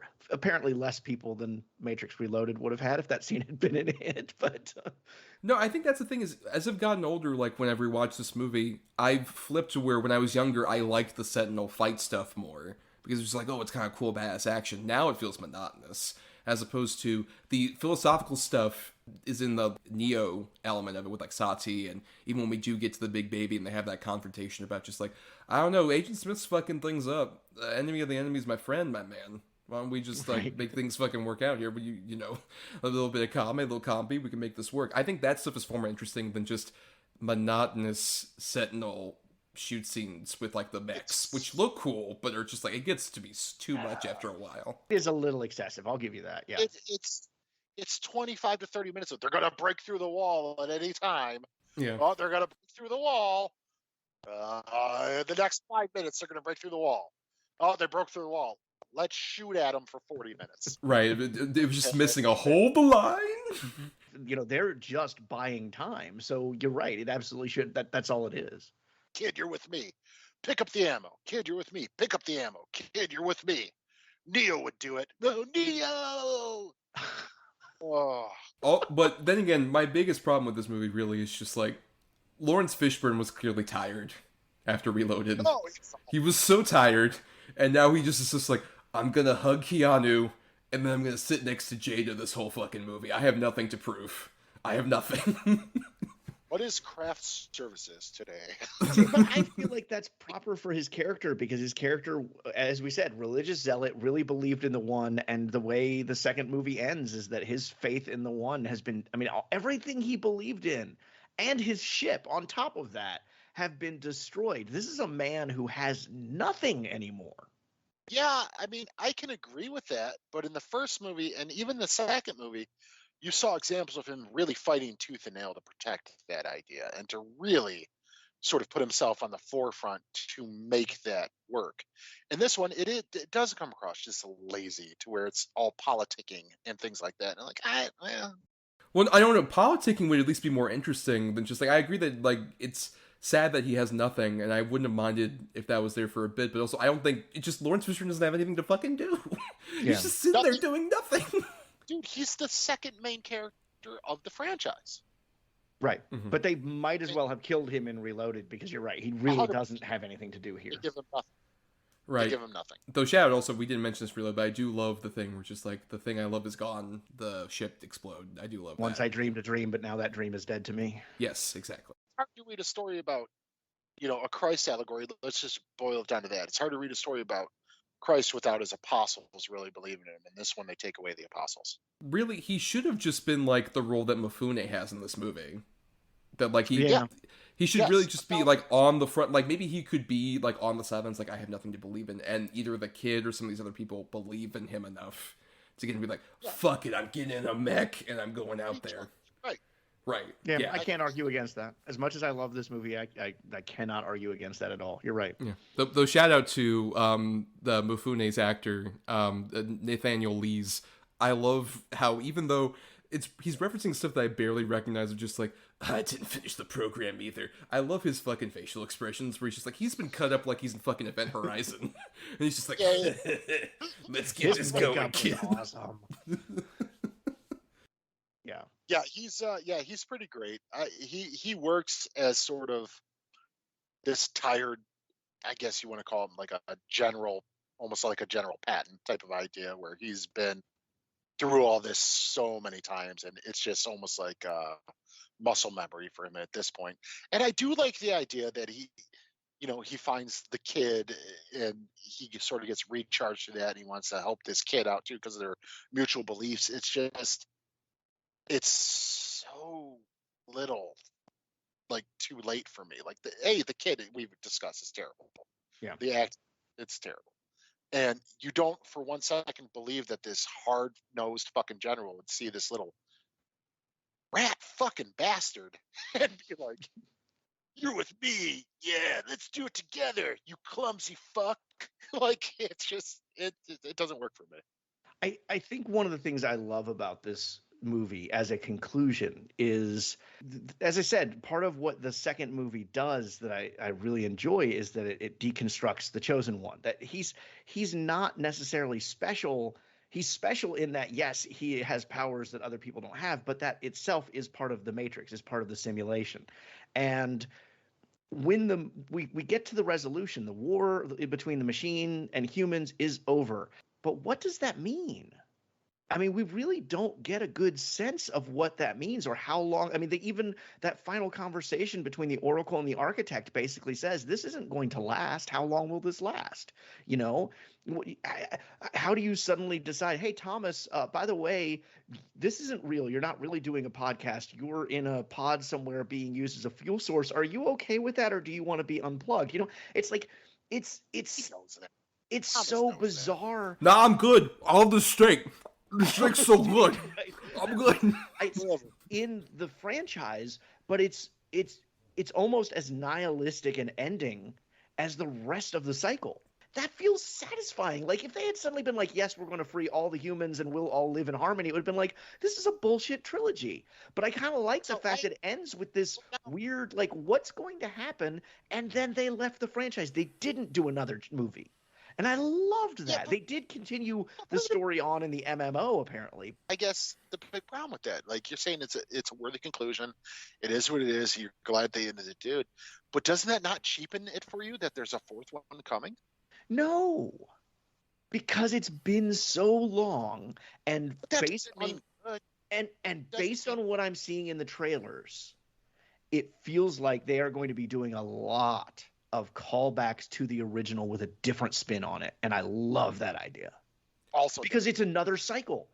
Because it means the cycle has started over again, and there's a new The One, whether it's Neo or somebody else. Right. And I do want to put a pin in discussions of the fourth movie to like after, because I want to keep doing some stuff with Revolutions. But like I do agree that I think I like the idea, especially it's one of those things where I had to rewatch this movie several times to get some of these ideas you're talking about because it's a bit dense. But I do agree. I like the idea that at the end of this, it isn't like a totally clear out, like, oh, hey, everything's going to be totally fine. This is a truce that'll probably be brief, if anything else. That's the thing. That's why I like a lot of the stuff where even like even Agent Smith in these movies is just more of like, oh, he's just a pop-up screen. Like he's just like a bunch of porn ads that are like clogging up the Matrix at this point, and it just completely dissipated like any other person. It's just like everyone's become a porn ad in the Matrix. Agent Smith is the MILF hunter. Oh, God. Are you looking for a good time? Click here to find more. Porn viewer, welcome back. We've missed you. If you want to come in 30 seconds, click this ad. You're like, what the fuck?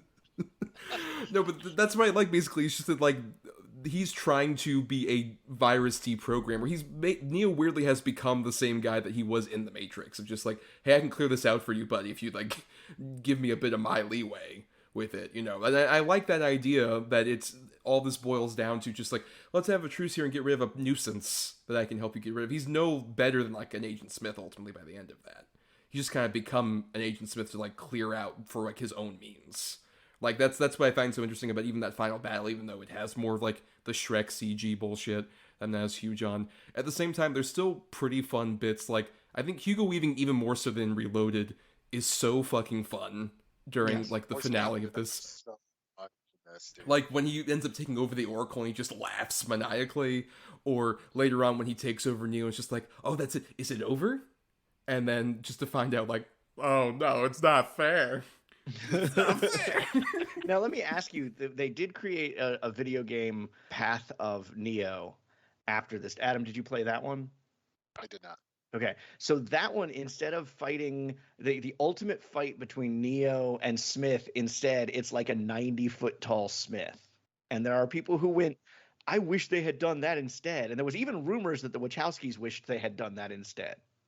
Well, and there's even like there's some bit I saw this clip that's like weird like pixelated versions of like avatars for the Wachowskis like stop the game and come in and just say like, look, the ending that we did in the Matrix Revolutions wouldn't work in a video game. It wouldn't be that satisfying to you. So we're gonna do this where he's like kaiju. I'm glad that's not what we got in the movie, is what I'm saying. No, I concur with that. Yeah, I prefer this very weird existential. And shout out to Kevin Michael Richardson doing the voice of the giant baby face, which I even love. Just like, what's the idea of like all these sentinels come together to Voltron a baby face? Well, and they even call it Deus Ex Machina. Yes, that they even call it.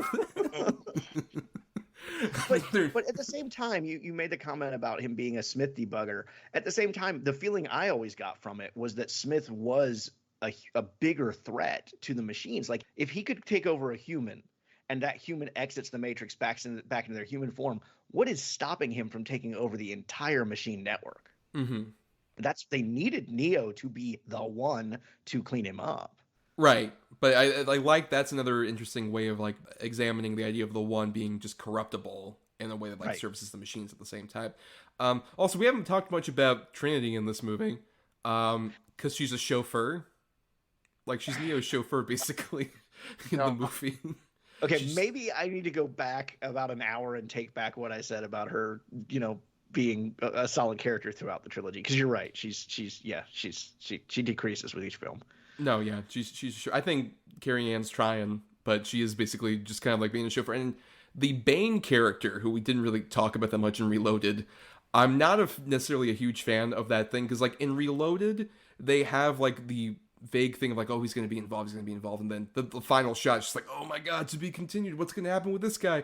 And then later they spend so much time waiting to get to the final thing of like everyone realizing, oh yeah, he's Agent Smith. Yeah. Like, they really draw that out. But it's a great Agent Smith impression. I love it. No, it's not a bad impression. I'm not denying that. But it's just like, I wish we'd gotten to Adam this. Has like, glared at me both times I've said that. Yes. I don't think it's a bad impression. But if that's all we're basing on, that he did a good impression of Hugo Weaving, then that's a pretty fucking hollow thing. Like, great, he did a good impression of Hugo Weaving. So does fucking Ross Marquand, who did him for Red Skull. Right. Yes. Like, doesn't make it good. Like, it's there it is. And even also, like, this was a while ago, we mentioned about Mary Alice had to replace Gloria Foster as the Oracle part. I don't think she's necessarily bad in that part. My bigger problem with the Oracle thing, I wouldn't necessarily say, oh, because of this tragedy, just get rid of that character. My thing is just, like, with the Wachowskis, one of the recurring things I love is the element of, like, oh yeah, the transcendentalness of just, like, kind of going from one form to another. People exist. Just have it be a totally different looking character than just, like, another different black lady. Like, have it be I right. completely agree. Have it be just like, I don't know, a burly dude. Have it be fucking, I don't know, Danny Aiello or Lucy Liu, just somebody completely different. Danny Aiello. It was a random pick. You'd have been handed out autographed pizza places. Look, I'm the Oracle now. When you want some cookies, I make good cookies. See Jacob's Ladder. Well, I think part of the reason they got Mary Alice is because Gloria Foster and Mary Alice had worked together in a show where they were sisters, and they remembered that, and so that was part of the impetus, was that the two of them had a relationship. So part of it was paying tribute to Gloria Foster by casting someone who she actually was friends with. And that's very sweet. That's nice, and I get that. But it's one of those. I think, Thomas, you were onto something there. It's one of those things where the opportunity, if you really want to get weird with it and make it a repeating sort of glitch in the Matrix, or that it could be anybody, then that would have been the time to really make it weird and go crazy with it and make it be fucking Tommy Tiny Zeus Lister. Right. Or, something like that. That's the best really choice. Well, that's always the best choice. I get behind that one a lot more than Danny Aiello. But yeah, really go weird with it, man. And they tried to get really technical with a lot of it, and I think they missed out on doing a lot of the more just what the fuck is going on moments. They tried to explain too much to you instead of letting you try to figure it out yourself. Right, and even then, it's so dense at the same time that you have to kind of watch it a couple times to get a bit further. Yeah, absolutely. I still don't know what the fuck the Merovingian is going on about half the time. And why all of a sudden Seraph is the Oracle's bodyguard and he has to fight Neo. Like, huh? Like, okay, Right. yeah, like kung fu. Like, that's just, it is what it is. Well, we teased this a bit earlier that just as we kind of get into the end of this, talk a bit more about with the Matrix Resurrections coming out, something we didn't expect, something curious. Rafe, you were kind of mentioning that you're not as bothered by them continuing the story at this point because it feels like the cycle has reinvented itself. So go Yeah. expand about that a bit further about like why you think what your hopes are for this new Well, movie. I mean, we learned in the second movie that all of this is a cycle that repeats every X number of years, and I would love the idea of this being kind of the next cycle, and Neo is brought back in. I don't know how Neo is in the Matrix. He dies in the movie, so I don't understand. Or maybe he's on the machine side now. Who knows? And based on the comments you just made a couple minutes ago, my total guess is that Neil Patrick Harris is the new Oracle. But I mean, the way they've advertised it is using a lot of footage from the original movies, and then kind of showing it with a slight twist. So I think we're going to see a lot of callbacks to stuff that happened, particularly in the first Matrix, but then see a different twist on it as the story goes in a slightly skewed direction, which I love that idea. I will point out the most recent trailer to hit did have a shot of the Merovingian in it too. Right, I know that he's coming back. A lot of people Is he? See, I didn't know Yeah. that for sure. So Right. cool. Yeah, he definitely is. Base in mind that with your theory that it's the cycle repeating, Trinity was not part of a computer program. She was a real person. Right. So why is she there? But if it's a cycle repeating, why is it Keanu Reeves but 20 years older? Yeah. I honestly think that it's the same Neo in the Matrix program, that somehow he's in the program and he's starting to wake up and remember things that were there. And he's starting to come back into terms to what happened already before. I think Trinity is going to be a computer program to keep him happy. Possible. I'm not against a new Matrix movie. I'm totally down for it. Like, fine. If we're going to do it, let's just go balls to the wall. But I think it's going to be too nostalgia baity. Which I'm okay with. That's fine. That's fine. A lot of people are. It's just, I'm definitely one of those, like, I know it sounds crazy, but I almost equate the Matrix to like a Ghostbusters, to where I love the first Matrix. I love the first Ghostbusters. To me, there's not enough there to keep a franchise going. I think it should have just been a one and done thing. Well, I'm going to counter at least the nostalgia baity thing by saying that, like, I don't think the Wachowskis, in this case just Lana, would be more inclined to be nostalgic baity and rest on old laurels. Based on, like, what the stuff they've done post the Matrix sequels has indicated, is that they are filmmakers who don't really like to just rest on old laurels. And I think what will be fascinating is, I think this movie is definitely going to tease some of these elements that feel like kind of like they could be nostalgia baity, but this is all just stuff that's going to be completely deconstructed with the Ultimate movie. Because you can say this much, like, with those, like, you made the Ghostbusters comparison. Like, the problem with the Ghostbusters, like, follow-ups, I would argue, is more that, like, oh, they're kind of trying to repeat the old formula, versus these two sequels that came after The Matrix do not repeat the old formula by any stretch. But does it not give you pause that only one of them is doing it? Why wouldn't the other one be involved? I've heard some things where Lilly has said in interviews she didn't want to come back to it because she didn't want to personally go back and didn't feel like she had as much to say versus Lana did. And I don't necessarily think that means Lana is going to be like the uncreative steward of this, because it's just untold territory. Because aside from, I think the only thing the two of them haven't collaborated on is, like, Lilly has her show that's on Showtime, and then Lana has had the second season of Sense8 and the movie is like has been her, because Lilly kind of left after like the development phases of that. So this is the first like big movie where they haven't collaborated on. That's, if anything, why I'm the most fascinated by this. Really, it's just seeing one of them come back to this.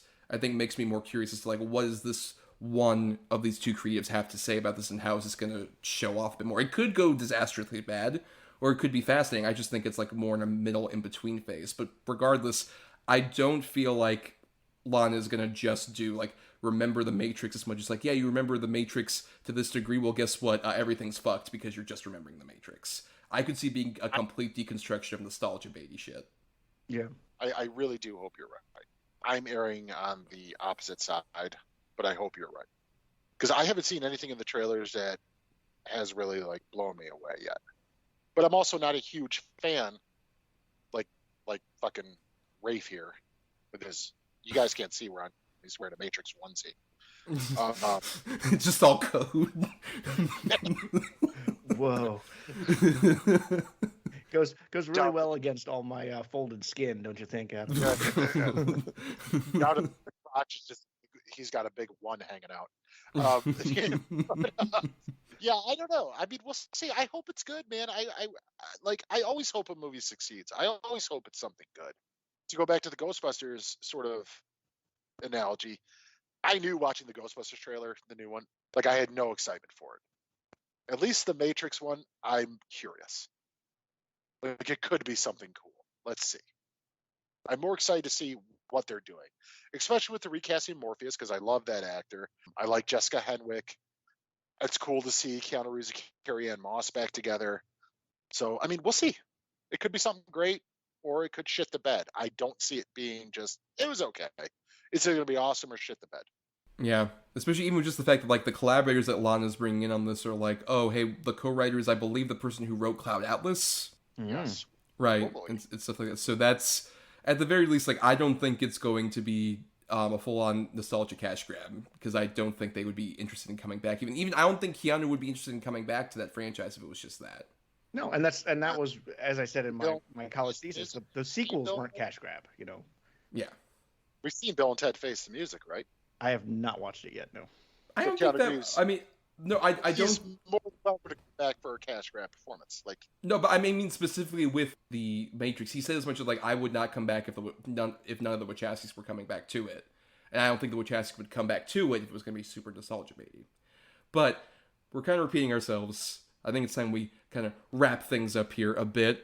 Keep in mind that we will be covering The Matrix Resurrections for On the Edge of Relevance, where we'll cover it shortly after it comes out on the 22nd. Also want to make sure as we get out of here to thank all of our patrons. Thank you for your $1 or more. Some of you contribute more. We appreciate any amount that you contribute, really helps out, including those like Rafe, which thank you for coming on. Thanks for contributing that $1. And everybody listen to Have Not Seen This and all your other stuff, but plug yourself a bit. Yeah, podcast is Have Not Seen This on a little hiatus right now because I have a lot of other stuff going on, but 2 episodes in particular that are worth going back and listening to. We have covered The Matrix as a movie before with a really fascinating guest, and then it's already been mentioned on this episode, but Adam's first appearance on it where we talked about Dark City, because it is so closely related to The Matrix, we did touch on some Matrix stuff there as well. But both Adam and Thomas have been on several times, but those are 2 specific episodes that would be worth checking out, with The Matrix Resurrections right around the corner. Doing a new podcast called Never Say Die, which is half looking at a movie and half talking about how we would use ideas from that movie to create role-playing game sessions. So that's so cool. What a cool idea. It's a lot of fun. Hey, man, my Spotify re-rap, I don't know if you saw it, you fuck, but you're my second most listened to podcast of 2021. I didn't see that, but thank you. Fantastic. I'm going to delete the tweet now. But yeah, so look forward, like we mentioned, to the On the Edge Relevance for The Matrix Resurrections, as well as we'll be doing 2 more before the end of the year for Nightmare Alley and Spider-Man No Way Home. If we get fucking tickets. That's true. We'll have to get them scalped from eBay, apparently, for hundreds of dollars, which is such bullshit. Just like, it's so fucking stupid. Wait 3 days, you'll get a fucking ticket. Just wait. And then look forward to next month, where the monthly podcast we'll be doing another top 10 list, and this time Adam and I are doing our top 10 film scores. Yes, very excited for that. Yes, we'll be counting those down. Very curious to see what ends up on whose list. It'll be very fascinating to listen to. But on that note, everyone, just remember to crank up your Rage Against the Machine, because it's the one time you can do that now, because The Matrix is cool again. Good. Calm like a bomb. Thomas, you seem particularly triggered right now. I've had dreams that weren't just dreams. Am I crazy?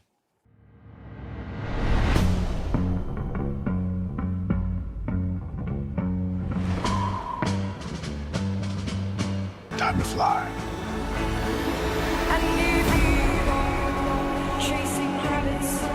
If you want the truth, Neo, you're going to have to follow me.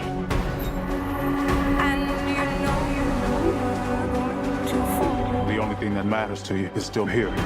I know it's why you're still fighting and why you will never give up. You don't know me, no?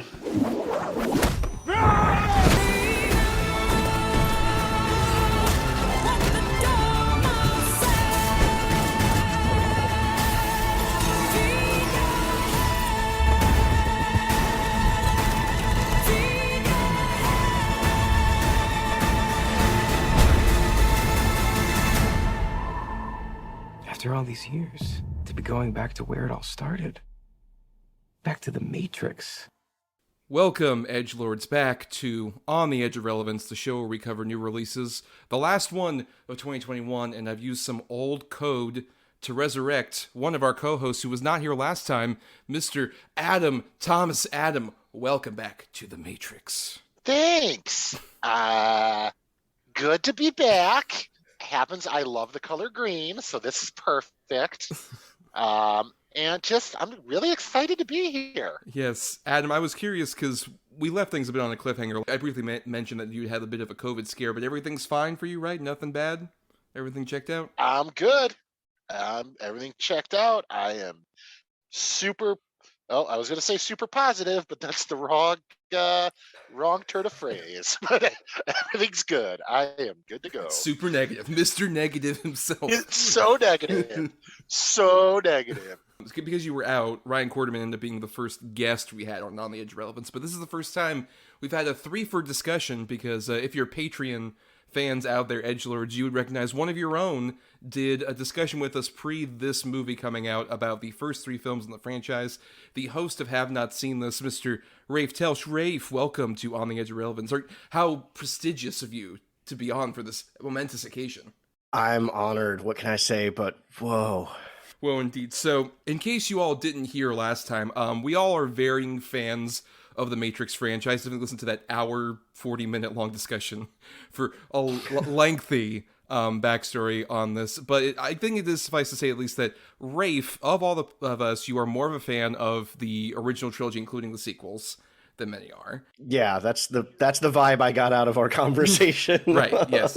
What? Why? So I was very curious about your thoughts on The Matrix Resurrections from just Lana Wachowski, no Lilly involved.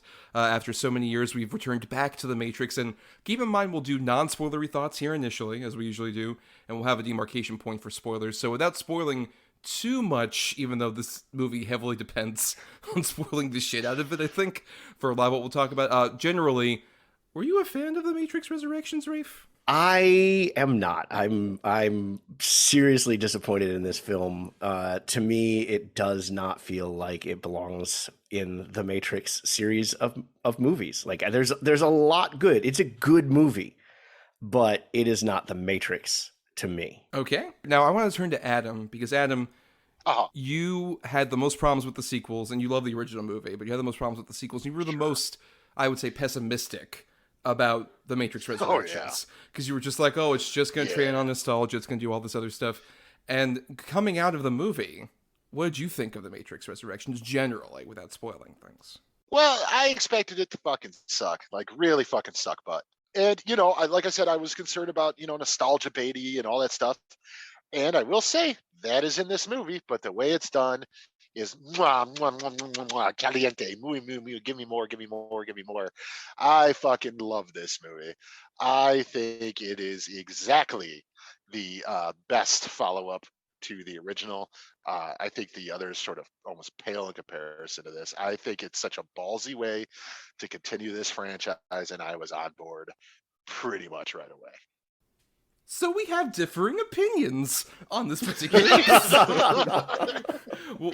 Well, it would be cliche of me to be just like, guys, I'm right in the middle of you. I don't know. But I'm honestly way more on the Adam side. I love this movie. I agree with what you're talking about in terms of it doesn't feel necessarily like it's part of the Matrix series, but I also feel like it's very much Lana literally intimated in the early on in the movie. She was told, hey, we're going to make another Matrix movie at Warner Brothers no matter what. We're going to do this with or without you. What do you want to do? And instead of like really going back to that, because she clearly had everything she needed to say about like that story of the Matrix with those first 3 movies, this feels less like a movie in the Matrix series and more like a lengthy essay from Lana Wachowski about how, like, I don't necessarily want to go back to the Matrix. If I did, here are some cool things. If I did, I would also see a lot of these sort of bad things that Lego sequels have done recently. And then by the end of it, she's like, but Neo and Trinity are really fucking cool, right? And I'm like, you know what? All 3 of those points, I concur with Lana. Yes, all those 3 points are great. This movie's awesome, and it's basically like the Gremlins 2 or Airplane of big blockbuster franchises in that it completely destroys all of them, and I don't want any more bullshit. I'm so happy about this movie being a giant $100 million middle finger. Yeah, I can't disagree with a thing you said there. I mean, that's the weird thing about this movie is I can't disagree with a single thing you said there. But from my background, we talked about it in the on our previous discussion of the Matrix films. You know, I wrote a thesis in college about the sequels, justifying them from a philosophical standpoint, saying these movies were not just Hollywood cash grabs. They continued on the themes and the ideas that were laid down in the Matrix. And then 20 years later, we're getting the Matrix Resurrections, and it's like, no, this is a Hollywood cash grab. As you said, Lana basically flat out admits early on in the film, yeah, they were going to do this with or without me, so what the hell? Yeah, but I wouldn't say that's a cash grab necessarily. I would say that's her put into a box of like, look, we could either have like, there was literally a Zach Penn announced like young Morpheus movie. We could have had that. We could have had that, and we could have had like all sorts of background about, oh, this is Morpheus and how he came up. Or, you know, we could have this cool fuck you movie, and I vastly prefer that so much. Yeah, and I as I said, I can't, I mean, it does feel like a fuck you, but as a fan, it feels like a fuck you to me too. That's what hurt me. Like the 2 things, when I think of the Matrix, the 2 things that I think of is the philosophical side and the kung fu. And I feel like this movie is completely devoid of the philosophical side, although you and I kind of had a little discussion about it. It is almost postmodern in how it attempts to tell the audience this kind of movie sucks that we're making. Like it almost tries to undermine itself in a kind of a postmodern way. But otherwise, the philosophy is just absent. It's just not in this film. And I feel like the kung fu wasn't anywhere near as impressive as the other movies because the cinematography was different, and it was the more contemporary cinematography where let's make edits instead of just letting the audience appreciate the showmanship of what's been put together here. Right. I would argue, I think both of those things are very intentional in terms of, because this is a movie basically deconstructing the 20 plus years since The Matrix came out, I think she is very much commenting on, like, that's completely absent at this point. Any of the philosophy, I had everything I had to say, and other people have tried to say and failed so spectacularly at, that, like, it's devoid here. And also that I think the opening and the closing action sequence are pretty fun, but everything in the middle, I agree, is much lesser. Though at the same time, I feel it's very purposeful of, like, yeah, this isn't fucking fulfilling anymore, is that we're doing the same bullshit. Guess what? We shouldn't be. We shouldn't be here doing this. We know this is not something we should be doing. I don't know, Adam, you haven't spoken in a bit. Do you generally agree more on that sentiment with some of these complaints? Yes and no. I do agree where it doesn't feel as like heavily philosophical as the original 3. I still think there's sort of a modern philosophy at play here. And also the stuff with the kung fu, I actually kind of like it that Neo isn't like constantly kung fu and the shit out of guys and everything like that, because even in context of the story, if you want to go with that route, he's forgotten what it is to be Neo. And he's solely resigning on just like his powers and able to manipulate things, not necessarily the kung fu fighting, the gunplay, any of that. He still can somehow remember how to do these things, but not sort of to the expert level that he was at one point. It's like old code still trying to it's like you're still running Windows 98. You know what I mean? I mean, it still works. It's still decent, but it's glitchy. But like down to the fact that we have, this is the opening scene, so it's not really spoiling. We have people watching the original scene from the first movie from a separate context. One of the characters being Bugs, played by Jessica Henwick, who is very much based on like a Bugs Bunny type character. She literally takes the wrong turn at Albuquerque and shows up in the fucking Matrix. Yep. That's great. This movie immediately gives you that from the start. Like, oh, this is not, we're not doing the same old bullshit. We're looking at that same old bullshit. And we're like, huh, should we be doing this? Why are we doing this? Why simulate? They say that, which is like, why use old code to mirror something that already happened in the first place? It's a movie that's very postmodern, and I think that philosophy really works throughout the whole thing. While at the same time, I still think there's a heart to this movie, with particularly Neo and Trinity, that I loved so much in terms of like, oh, it's really about like these two people realizing that what the one really means. And that's what I'll say for now in non-spoiler terms. That the definition of what the one chosen one narrative is completely different from what we had before in a really beautiful, honest way that I was like floored by the end of this movie. But you know what? We're dancing around some things. Let's do it. This is the demarcation point for spoilers starting now. So, Rafe, where did the movie like just really lose you?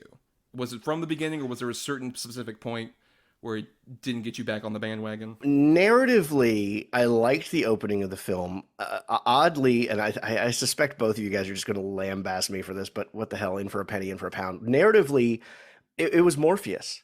It was the depiction, this very different depiction, and yet trying to tongue-in-cheek be the original of Morpheus from Yahya Abdul-Mateen II. Like, it's nothing against the actor, but he didn't fit the role, and they kind of try and tongue-in-cheek it, and it just didn't work for me. Jada Pinkett Smith was also quite terrible in this, by the way.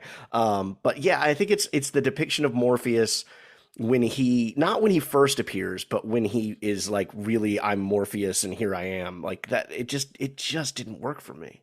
Well, I think it's a movie that very much knows that, like, okay, Morpheus and Agent Smith, which that character is kind of an amalgamation of, based on what his initial role was. We really know that, like, you guys would want to see both these people here, but we don't really have a role for either of them individually.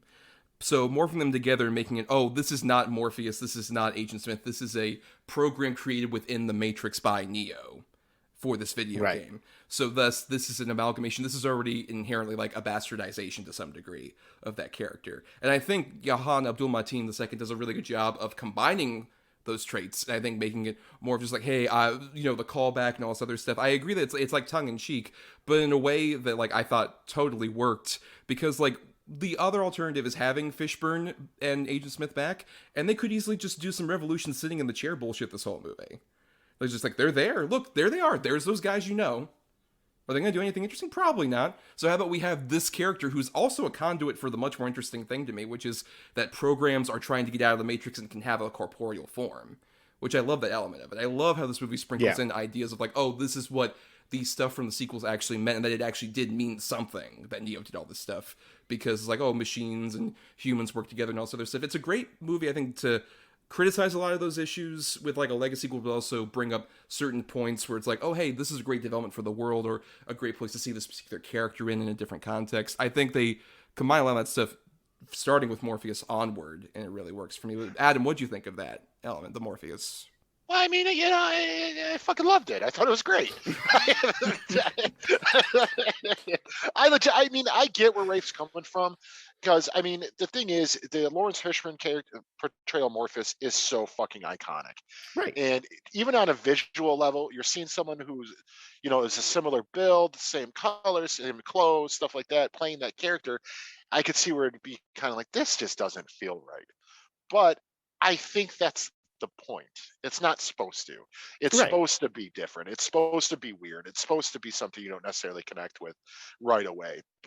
And it becomes its own new version of a character. I thought it was great. I had no problem with it. I liked it a lot. I liked the new version of Smith quite a bit as well. I thought it was fucking great. I love that actor. Rafe, buddy, just chill out. Here it comes. In Rafe's defense, like, this movie is very divisive. The critical reception is 100%. Very much just like love it or hate it kind of thing. I get it. To be fair, I watched it the same night my brother watched it, and he loved it, which is odd because my brother did not like the sequels either, just much like me. And I watched it with my ex-wife the very next day, and she did like the sequels and she hated it. I mean, it's so divisive. I think the reason I like it so much is, it's kind of like a soft reboot, almost in a weird way. But I just think the idea to take something like The Matrix and go full on batshit crazy meta is so ingenious to me, because it is saying, I'm not doing the same shit again. So here's this weird, crazy thing. Either go with it or not. And I even just appreciate it for the effort and the idea alone. But other than that, it's so well constructed too. And I just Rafe, man, what the fuck, bro? No, and again, it's kind of like before. I can't disagree with what you're saying about it. I love the meta aspect of it. Like, I think that's very clever. I think they could have gone even harder into that, but it isn't the Matrix to me. I mean, that's at the end of the day. This isn't that it's a bad movie. I think it's a good movie. It's that it really comes down to personal opinion, and this one just didn't jive for me. I get what you're talking about in terms of like this isn't really traditional Matrix, not even just like the meta context of it. I think it is just inherently like a movie made by a person who is looking back at these movies that they made back in their 20s and back before, when they were literally a completely differently named person. I think that's another thing, Right. is that it's very much Lana coming back to this and realizing, okay, that person is a part of me, much like the Matrix is a part of Neo. And I have to work within that with both like Neo as a character who is representing like the creative drained element who is going through the constant repetitive cycle of development through all this bullshit. And at the same time, Trinity is on the side here being outcasted in a similar way that I think she was in the sequels and the movies, kind of acknowledging that we kind of lost sight of Trinity as a character who's being held back. Especially, I love the fact that her husband is played by Chad Stahelski, who was of the John Wick movies, directed those, but also was Keanu's stunt double on the Matrix movies. Right.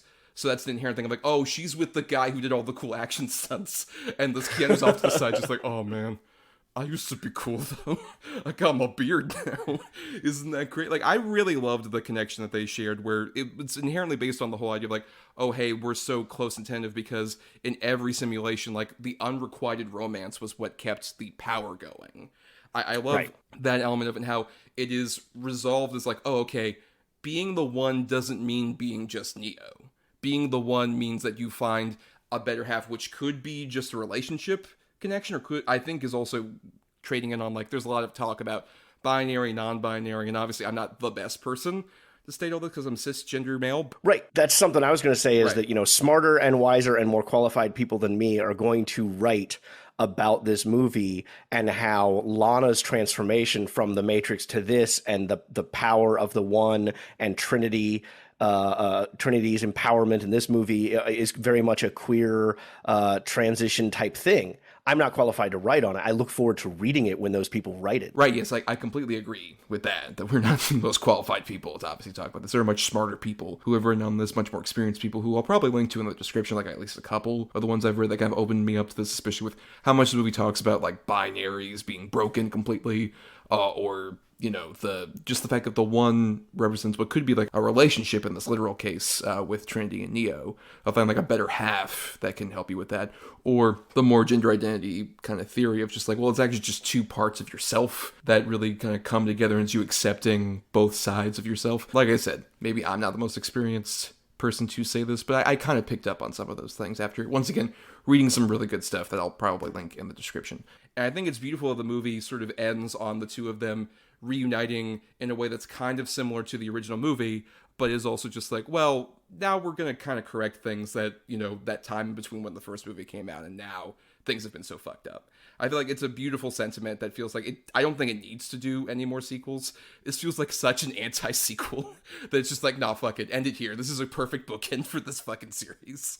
It rules. Agreed. Now, if this wasn't enough of a Matrix sequel for some people, which is, as I said, not a Matrix movie to me, you do have to admit it's a hell of a Dr. Horrible sing-along blog sequel with Neil Patrick Harris just chewing up the scenes.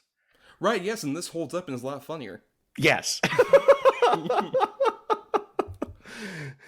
Yeah, his performance in this is spectacular. I was very nervous about when I first heard he was cast. I was like, Neil Patrick Harris in a Matrix movie? Really? But I loved him in this. Yes, as a different version of the Architect. I thought he did such a great... Yeah, Doogie Howser turned into a fucking jerk. Have you not seen Harold and Kumar? Oh, yeah, that's true. Yeah. I completely agree with pretty much everything you said, Thomas. One of my biggest worries before going into this was that it was just going to be a really sort of cliche love story to where, you know, they find each other again through this and then realize who they are. And it is that in a way, but it's just so expertly handled to where it's literally like the yin and the yang. I'm still kind of blown away by this movie. Honestly, I've seen it twice. I can see myself easily watching it again. Like I said, it just went to places I really, really did not expect, even based on the trailers. Like I said, the meta aspect of it is so ingenious to me that that's how we're going to go then. Fine, fuck it. You want me to make it? I'm going to make it my way. And like you said, basically say, fuck you to, the people who were basically going to steal her idea and potentially destroy their sort of baby without their consent if they didn't give it. I mean, it's such a cool way to say, no, this is mine. I'm taking it, and now I'm really going to do what I want with it, and that you're going to have to deal with it. And the casting, the visuals, the pretty much everything is so on point for me. I mean, like we mentioned, we mentioned Neil Patrick Harris, but man, fucking Henwick in this too. I just love Jessica Henwick in this movie. Yep. I love sort of following her to try to find Neo, and just the idea of how she figured out what the Matrix was just by seeing him, and it just awoken something in her. And she looks fucking great. She looks cool as hell. The costume design, the clothing design, and everything in this movie works perfectly. But again, first of all, Jada Pinkett Smith, the old age makeup. Oh god. But why was the other person in old age makeup too? Like the doctor, or who was growing the strawberries. I mean, I think that's more of a consistent thing, because that would look so much weirder if an actual old lady was next to Jada in old age makeup. That would break it so much. That's true. Yeah. That is true. I didn't think of it that way, but yeah, that's really a good point. I have no problem with them bringing back certain characters, like even an Niobe or things like that. I just feel there would have been more interesting characters that they could have brought back, other than Right, like the kid. You would have loved if they brought up the kid, and he was like an old man. I'm no longer the kid. I'm the middle-aged man. Yeah, that's true. Yeah, that's true. yeah. I could have used not seeing the Merovingian again. Like, I didn't understand really the purpose of including that, other than just a, hey, remember this guy type moment. I mean, it didn't feel like it fit. I will immediately break that, because the Merovingian in that scene works so perfectly as a comment on the online people who completely destroyed the idea of the red pill element of this, because he's an asshole who's slobbering about just like, things were better back in my day, media should be over-examined, and I need to get like a Wikipedia, I don't know, piss shit, bullshit. Like, he's the online troll personified. You know what, Thomas? I rescind my complaint. Fuck you, yeah. Just bring up anything. What else did you have a problem with? We'll bring it up.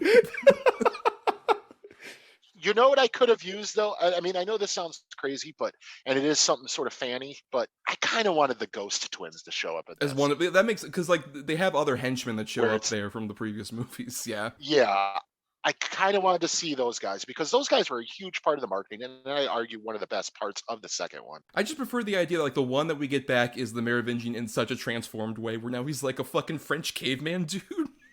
Who's just like, And then we used to have conversation, and now you just text. You're like, yeah, this fucking guy is so pissed off. Fuck you and your franchise spin-off. He was about one step removed from John Cleese there, wasn't he?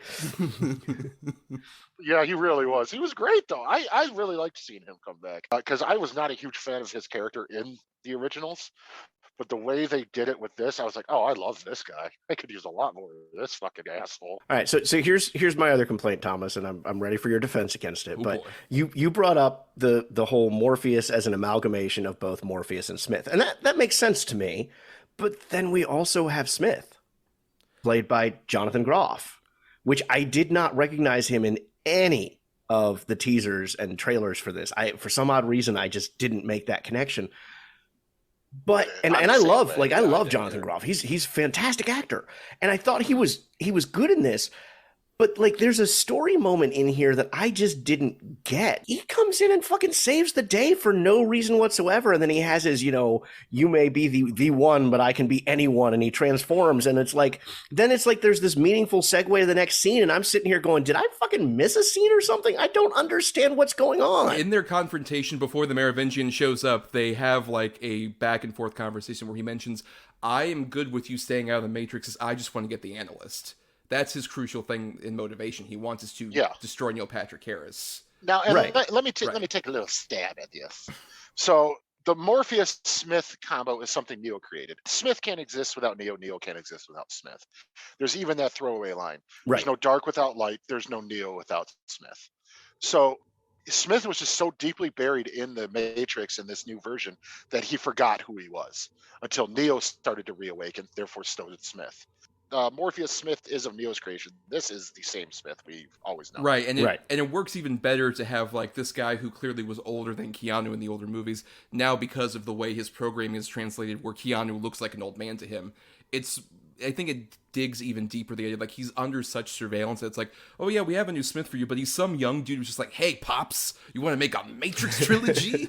Let's do it, baby. And they went ahead and went full bore with that, and I think that works even as it goes along, where Smith in this is not like the same Smith that we even knew from the earlier movies. I think because this is such like a copy of a copy of a copy, in the same way that even Neo and Trinity aren't the same because they've been cloned so many times. This particular Smith is a guy who's just like, look, man, we are apparently tethered together this way, and it's almost kind of like, it's kind of hot, isn't it? But actually, I don't know if we're going to actually make this work, dude. So how about you just help me out and we'll kill Neil Patrick Harris, and then I can like fuck off and you can fuck off from the Matrix or whatever. That's all that matters to me at this point. I think that's an interesting different subversion, because we could have just had Hugo Weaving be like, Mr. Anderson. Yeah, I agree. That was one of the things, the Mr. Anderson versus Tom. Hey, Tom. Yes. Well, because when he first reawakens to Smith, of course he does Mr. Anderson. That's like the fucking biggest line. And then he sort of becomes the new version of Smith, where now it's Tom. Right. Now he's his casual friend. Yes. They have tea on Tuesdays. Yeah, right, exactly. And shout out to all of the people who they cast around like Groff and Reeves for like the douchebags who work at that place. That video game design, and that whole montage shit to the White Rabbit song is so good. Yeah. I wanted to punch that Jude guy in the throat so bad. He is, to me, that is the one out of all of them that I really just kind of could not stand, that character. It's just like, could we get a Jonah Hill but with less talent? And a much deeper, gravelly voice for some reason that looks like it should not come out of him. Yes. So does that answer your question, Rafe? I don't know. I think I've lost what the question was, which is appropriate for a discussion of this movie. I suppose so. So then, Rafe, where do you think, like, because you said you like the meta-contextual element of it, but you think it still doesn't feel like a Matrix movie. Do you think that can even exist within a more traditional Matrix movie you're referring to have this more meta-contextual idea? Yes, I think so. But it needs to have more philosophy to it than calling the place Simulate, the coffee shop that they went to. Which I caught. I was like, "Oh, clever! Now, if only the philosophy was in here somewhere as well." I want depth from my Matrix movies, and admittedly, the meta contextuality gives it some depth, but it just wasn't it for me. I mean, and again, it is a good movie. I can't, as just a film. You guys bring up great points. I don't disagree with anything either of you have said. This wasn't for me. Well, so I'm curious with when you said this oftentimes, even on your regular show, about like it not being for you, how much of that is just the full expectation just kind of blocking you from accepting what the movie is or not, where it's just like, oh, it's not exactly what I wanted, and therefore it's just not a movie I personally can engage with? Or what exactly do you mean with just like it's not for me by that?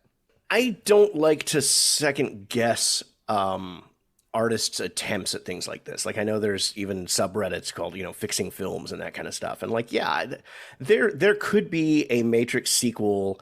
And I was thinking about this. There could be a Matrix sequel where they followed Bugs and her crew, and it was a lot more about that. And then they discover Neo towards the end of the film. And, oh no, what I just did was created The Force Awakens just in the Matrix instead of in Star Wars. I think this is the story that Lana wanted to tell. And I respect that. To me, it's a good action film. It just is lacking something. As I said, for me, it's philosophy and kung fu, and those elements are lacking in this, and therefore I don't feel like it is a Matrix movie. I don't think they needed another chapter to the Matrix. Ultimately, is what it comes down to. You go to the whole metatextual thing where they would have done it with or without her. That doesn't mean it would have been good. It doesn't mean it would have been a good idea. So I think as far as my tastes go, the best thing they could have done is just left it alone. Right. Though I think that's the thing, is the movie is very conscious of the idea of like nothing will ever be left alone. Nothing that you, and that's very true, will ever have any kind of like, oh, we're going to stop doing that. No, it's totally fine. We're going to have some kind of regurgitated spinoff, reboot, whatever. I think what the movie does so incredibly is just like, hey, we get we shouldn't have done this, and there's a lot of reasons why we shouldn't have done it. There's also a few reasons why, but ultimately the big thing is just like that kind of feeling of nostalgia is palpable. It's a movie that doesn't deny that, which I like, because it could have easily just said, oh, all nostalgia is complete bullshit. It's not necessarily that. It's that a lazy recreation is the problem, as opposed to finding the heart of what made like Neo and Trinity work so well. And I think the coffee conversations do such a great job of that, and show that Carrie-Anne Moss and Keanu Reeves, while looking so great for their ages, are also people who have gone through a lot, and you can tell. They have like emotional scars, battle scars that you can see right in front of them. Oh, especially when they are in the real world and we have their shaved head, no beard, and that kind of appearance. The two of them are definitely show signs of their age, but you're exactly what you're saying. Those battle scars of love and loss and all that kind of stuff. Yes, I think that's very much there, and I think that's what makes it so like beautiful. That it's more just about like we're coming back to this, and it's more a question of like who we were as people, not even just like Lana or Neo and Trinity, but even Keanu and Carrie-Anne Moss. It's very much looking at it contextually about the fact that Keanu had a massive career before and after The Matrix, and Carrie didn't, and it's a bummer. And it's a movie that fully acknowledges it's a real bummer she didn't become a huger, more massive star after The Matrix. She should have had her own like John Wick franchise or whatever, which makes it so fucking satisfying when it's like, Tiffany, come on. I hate that fucking name. Stop calling me that fucking name. And she goes fucking wild. Fuck yeah. Two of my favorite things that we haven't pointed out of the movie. One is bot bombs. Yes. When they start diving out the fucking windows like missiles, that was incredible. It was like a damn horror movie. M. Night Shyamalan was sitting in the audience going, I did the same thing with The Happening. Right, but this is way better. And two, best line of the movie, hands down for me. Hey, you try to ball my mom, bro? That little punk ass weeder kid. Like, what a great! It's so fun. I laughed so hard. Like, man, this kid is like not holding back. But no, and that's the thing about the third act. When they're trying to escape and they're running after him, and everything, it's like out of 28 Days Later or something. It's terrifying. Like, it becomes sci-fi horror at that point. And I just thought it was so well done and just really, really cool. And I love the whole coffee shop confrontation with Neil Patrick Harris and Keanu, and then ultimately Carrie-Anne Moss as well. The whole way it's done, where all the other captains walk in. So basically, Neil was saying, like, if you don't keep your promise, we're gonna fuck you guys up. And it's really, really cool, man. And again, to speak on the whole trinity of it, how fucking great is it that she's the one that flies first? Amazing. Oh, sure, and that's what I was saying about the whole transformation thing. There's an essay to be written in there. Yeah, it's just great. And then she does kick his jaw off, and she slits his throat, and all this. I mean, she is. We all know how badass Neo is. We get it. We know. We've seen the movies, and we know Trinity's a badass too. But she's on a whole nother level in this movie. And she is undoubtedly one of the toughest motherfuckers to exist in this universe, in this movie. And I just think it's great. And finally, by the way, also, way to give a little bit of explanation to the father-daughter combo from the train station. Oh, yes, with Sati returning. A little bit more of who they are. Yeah. Yes, thank you. Thank you. Because when I watched the original, I'm like, who the fuck are these people? Why is this a thing? Now I'm like, oh, I totally get it. Oh, right. That's so smart. It works on two levels, where it's like it does explain a bit more about like their backstory and what happened there, but at the same time, it also works in context of like a legacy sequel needs like legacy characters. Who do we get? Let's get Sati. Of course, let's get Sati. Yeah, that exactly makes sense. Like, I think it's a movie that is commenting on a lot of that. With like Bugs feels like a surrogate for like the Rey style like main female lead character in from the Star Wars movies, in the same way that like Morpheus kind of has that with like being an amalgamation of two previous characters that existed.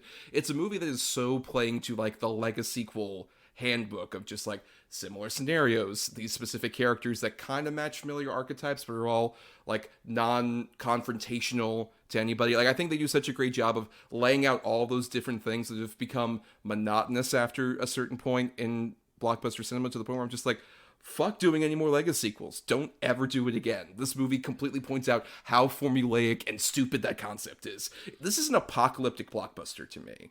In a time where things just look like like we're just regurgitating and endlessly feeding on the same corpses. We're pretty much in a Matrix. The movie's talking about the fact that us being in the feed of like, oh, we are going to watch a new Matrix movie. Watching a traditional Matrix legacy sequel is just literally feeding on the corpses of others in the same way of the actual Matrix. I think that's what makes it work so much. It is a Matrix movie on a 4D chess level. Yeah, it's a Matrix movie where your love of the Matrix is the Matrix. That's the problem, that we can't progress beyond what we did before. Yeah. Yeah. And plus, I mean, sidebar, how the fuck is Priyanka Chopra married to a Jonas brother?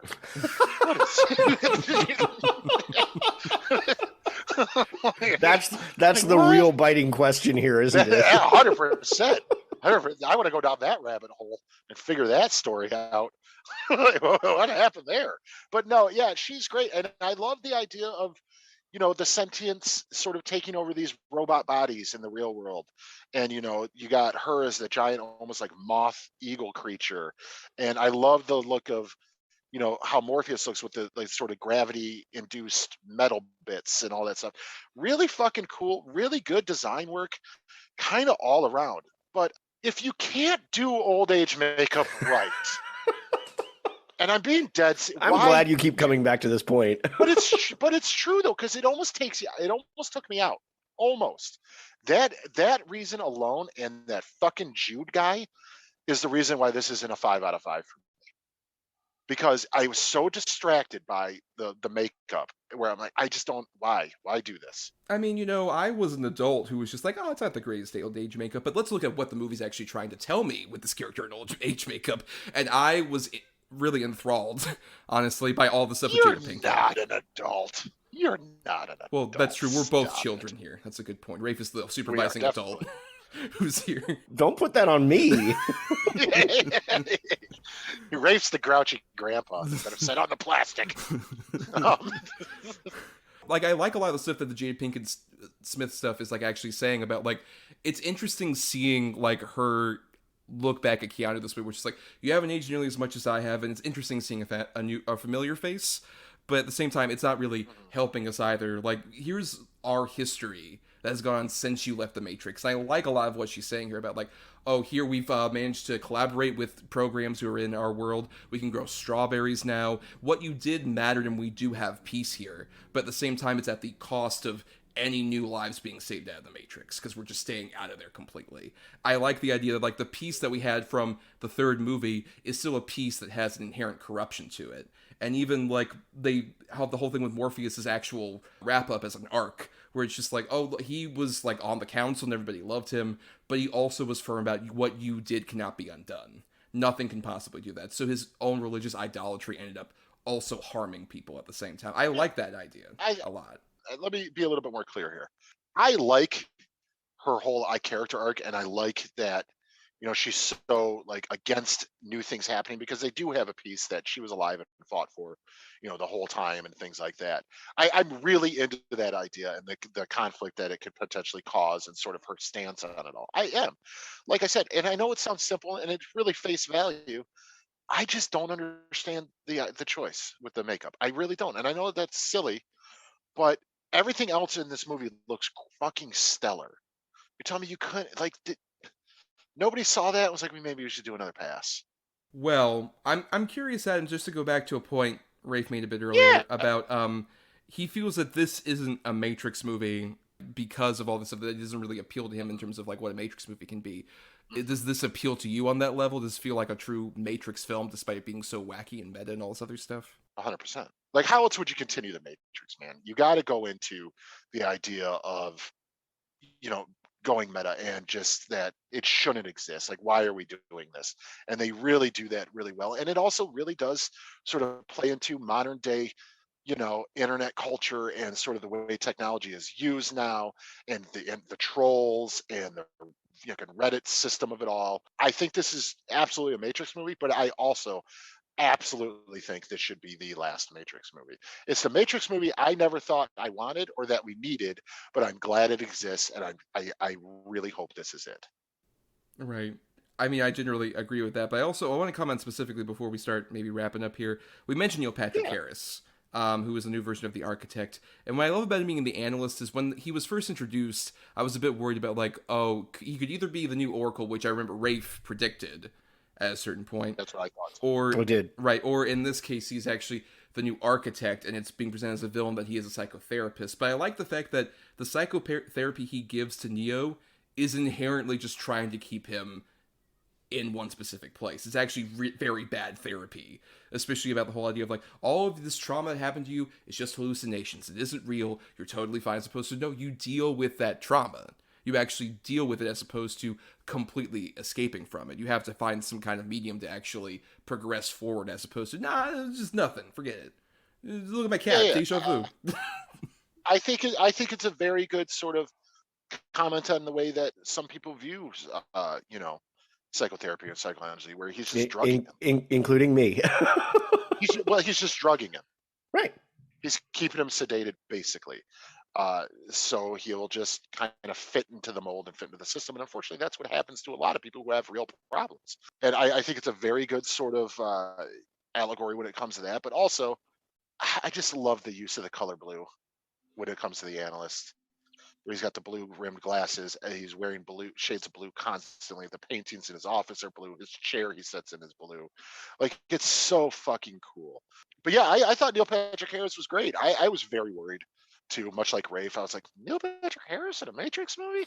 I mean, is he gonna do magic? What the fuck is happening here? But yeah, he's great. Well, because I only know him as, a bit, either bit actor in movies or a sitcom actor. So I was very sort of like, I mean, it's late in this game for him, but man, he fucking knocked it out of the park. Knocked it straight out of the park. I'd say it's him and Henwick that's their movie.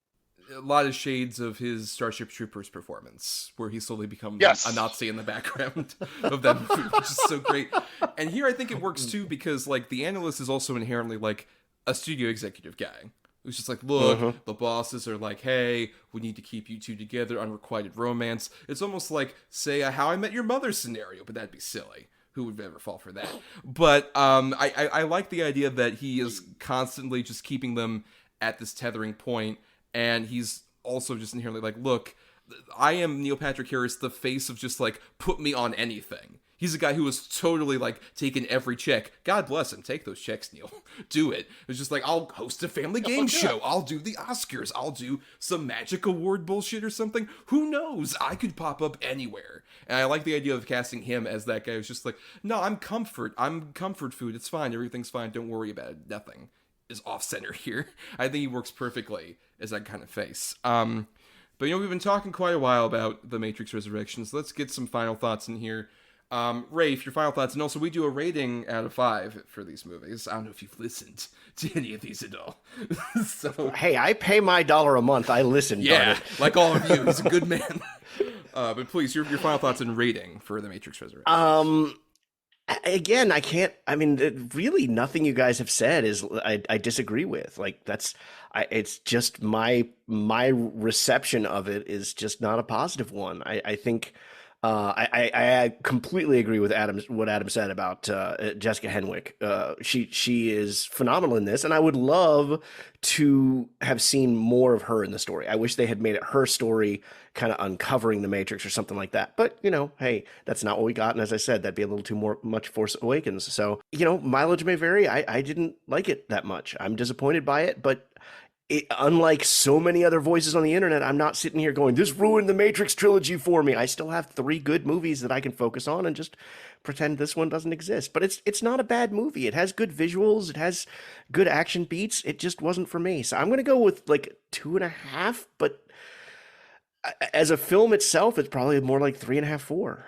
Yes, and look forward to it. Rafe will have his 4-hour Why the Matrix Resurrection Sucks So Bad YouTube video. His full-on diatribe. Challenge accepted. Oh no. All right, Adam, please, your final thoughts and rating for The Matrix Resurrections. Like I said, I was completely surprised how much I liked it. I expected it to really kind of suck, being not a fan of the original 2 sequels. I went in completely sort of negative on it and it came out extremely positive, and that's why I watched it again like so quickly after, because I'm like, all right, let's see if sort of that was just a gut reaction. Let's see if I really do like this, and I came away liking it even more. My original score on it was a 4 out of 5. I'm going to go ahead and up that a little bit to 4.5 out of 5. I think this is the exact way to do sort of a continuation of an old story that has maybe been done to death already. It breathed new life into it, but also put a very perfect sort of button on the end. Yeah, anyone who listens to this show regularly would know that previously when we did the No Way Home discussion, I was with Ryan Quarterman, shout out. I was not a huge fan, and I was kind of in a desperate state of like, oh, is this what blockbusters are going to be from now on? It's just kind of regurgitating old shit that I've seen before.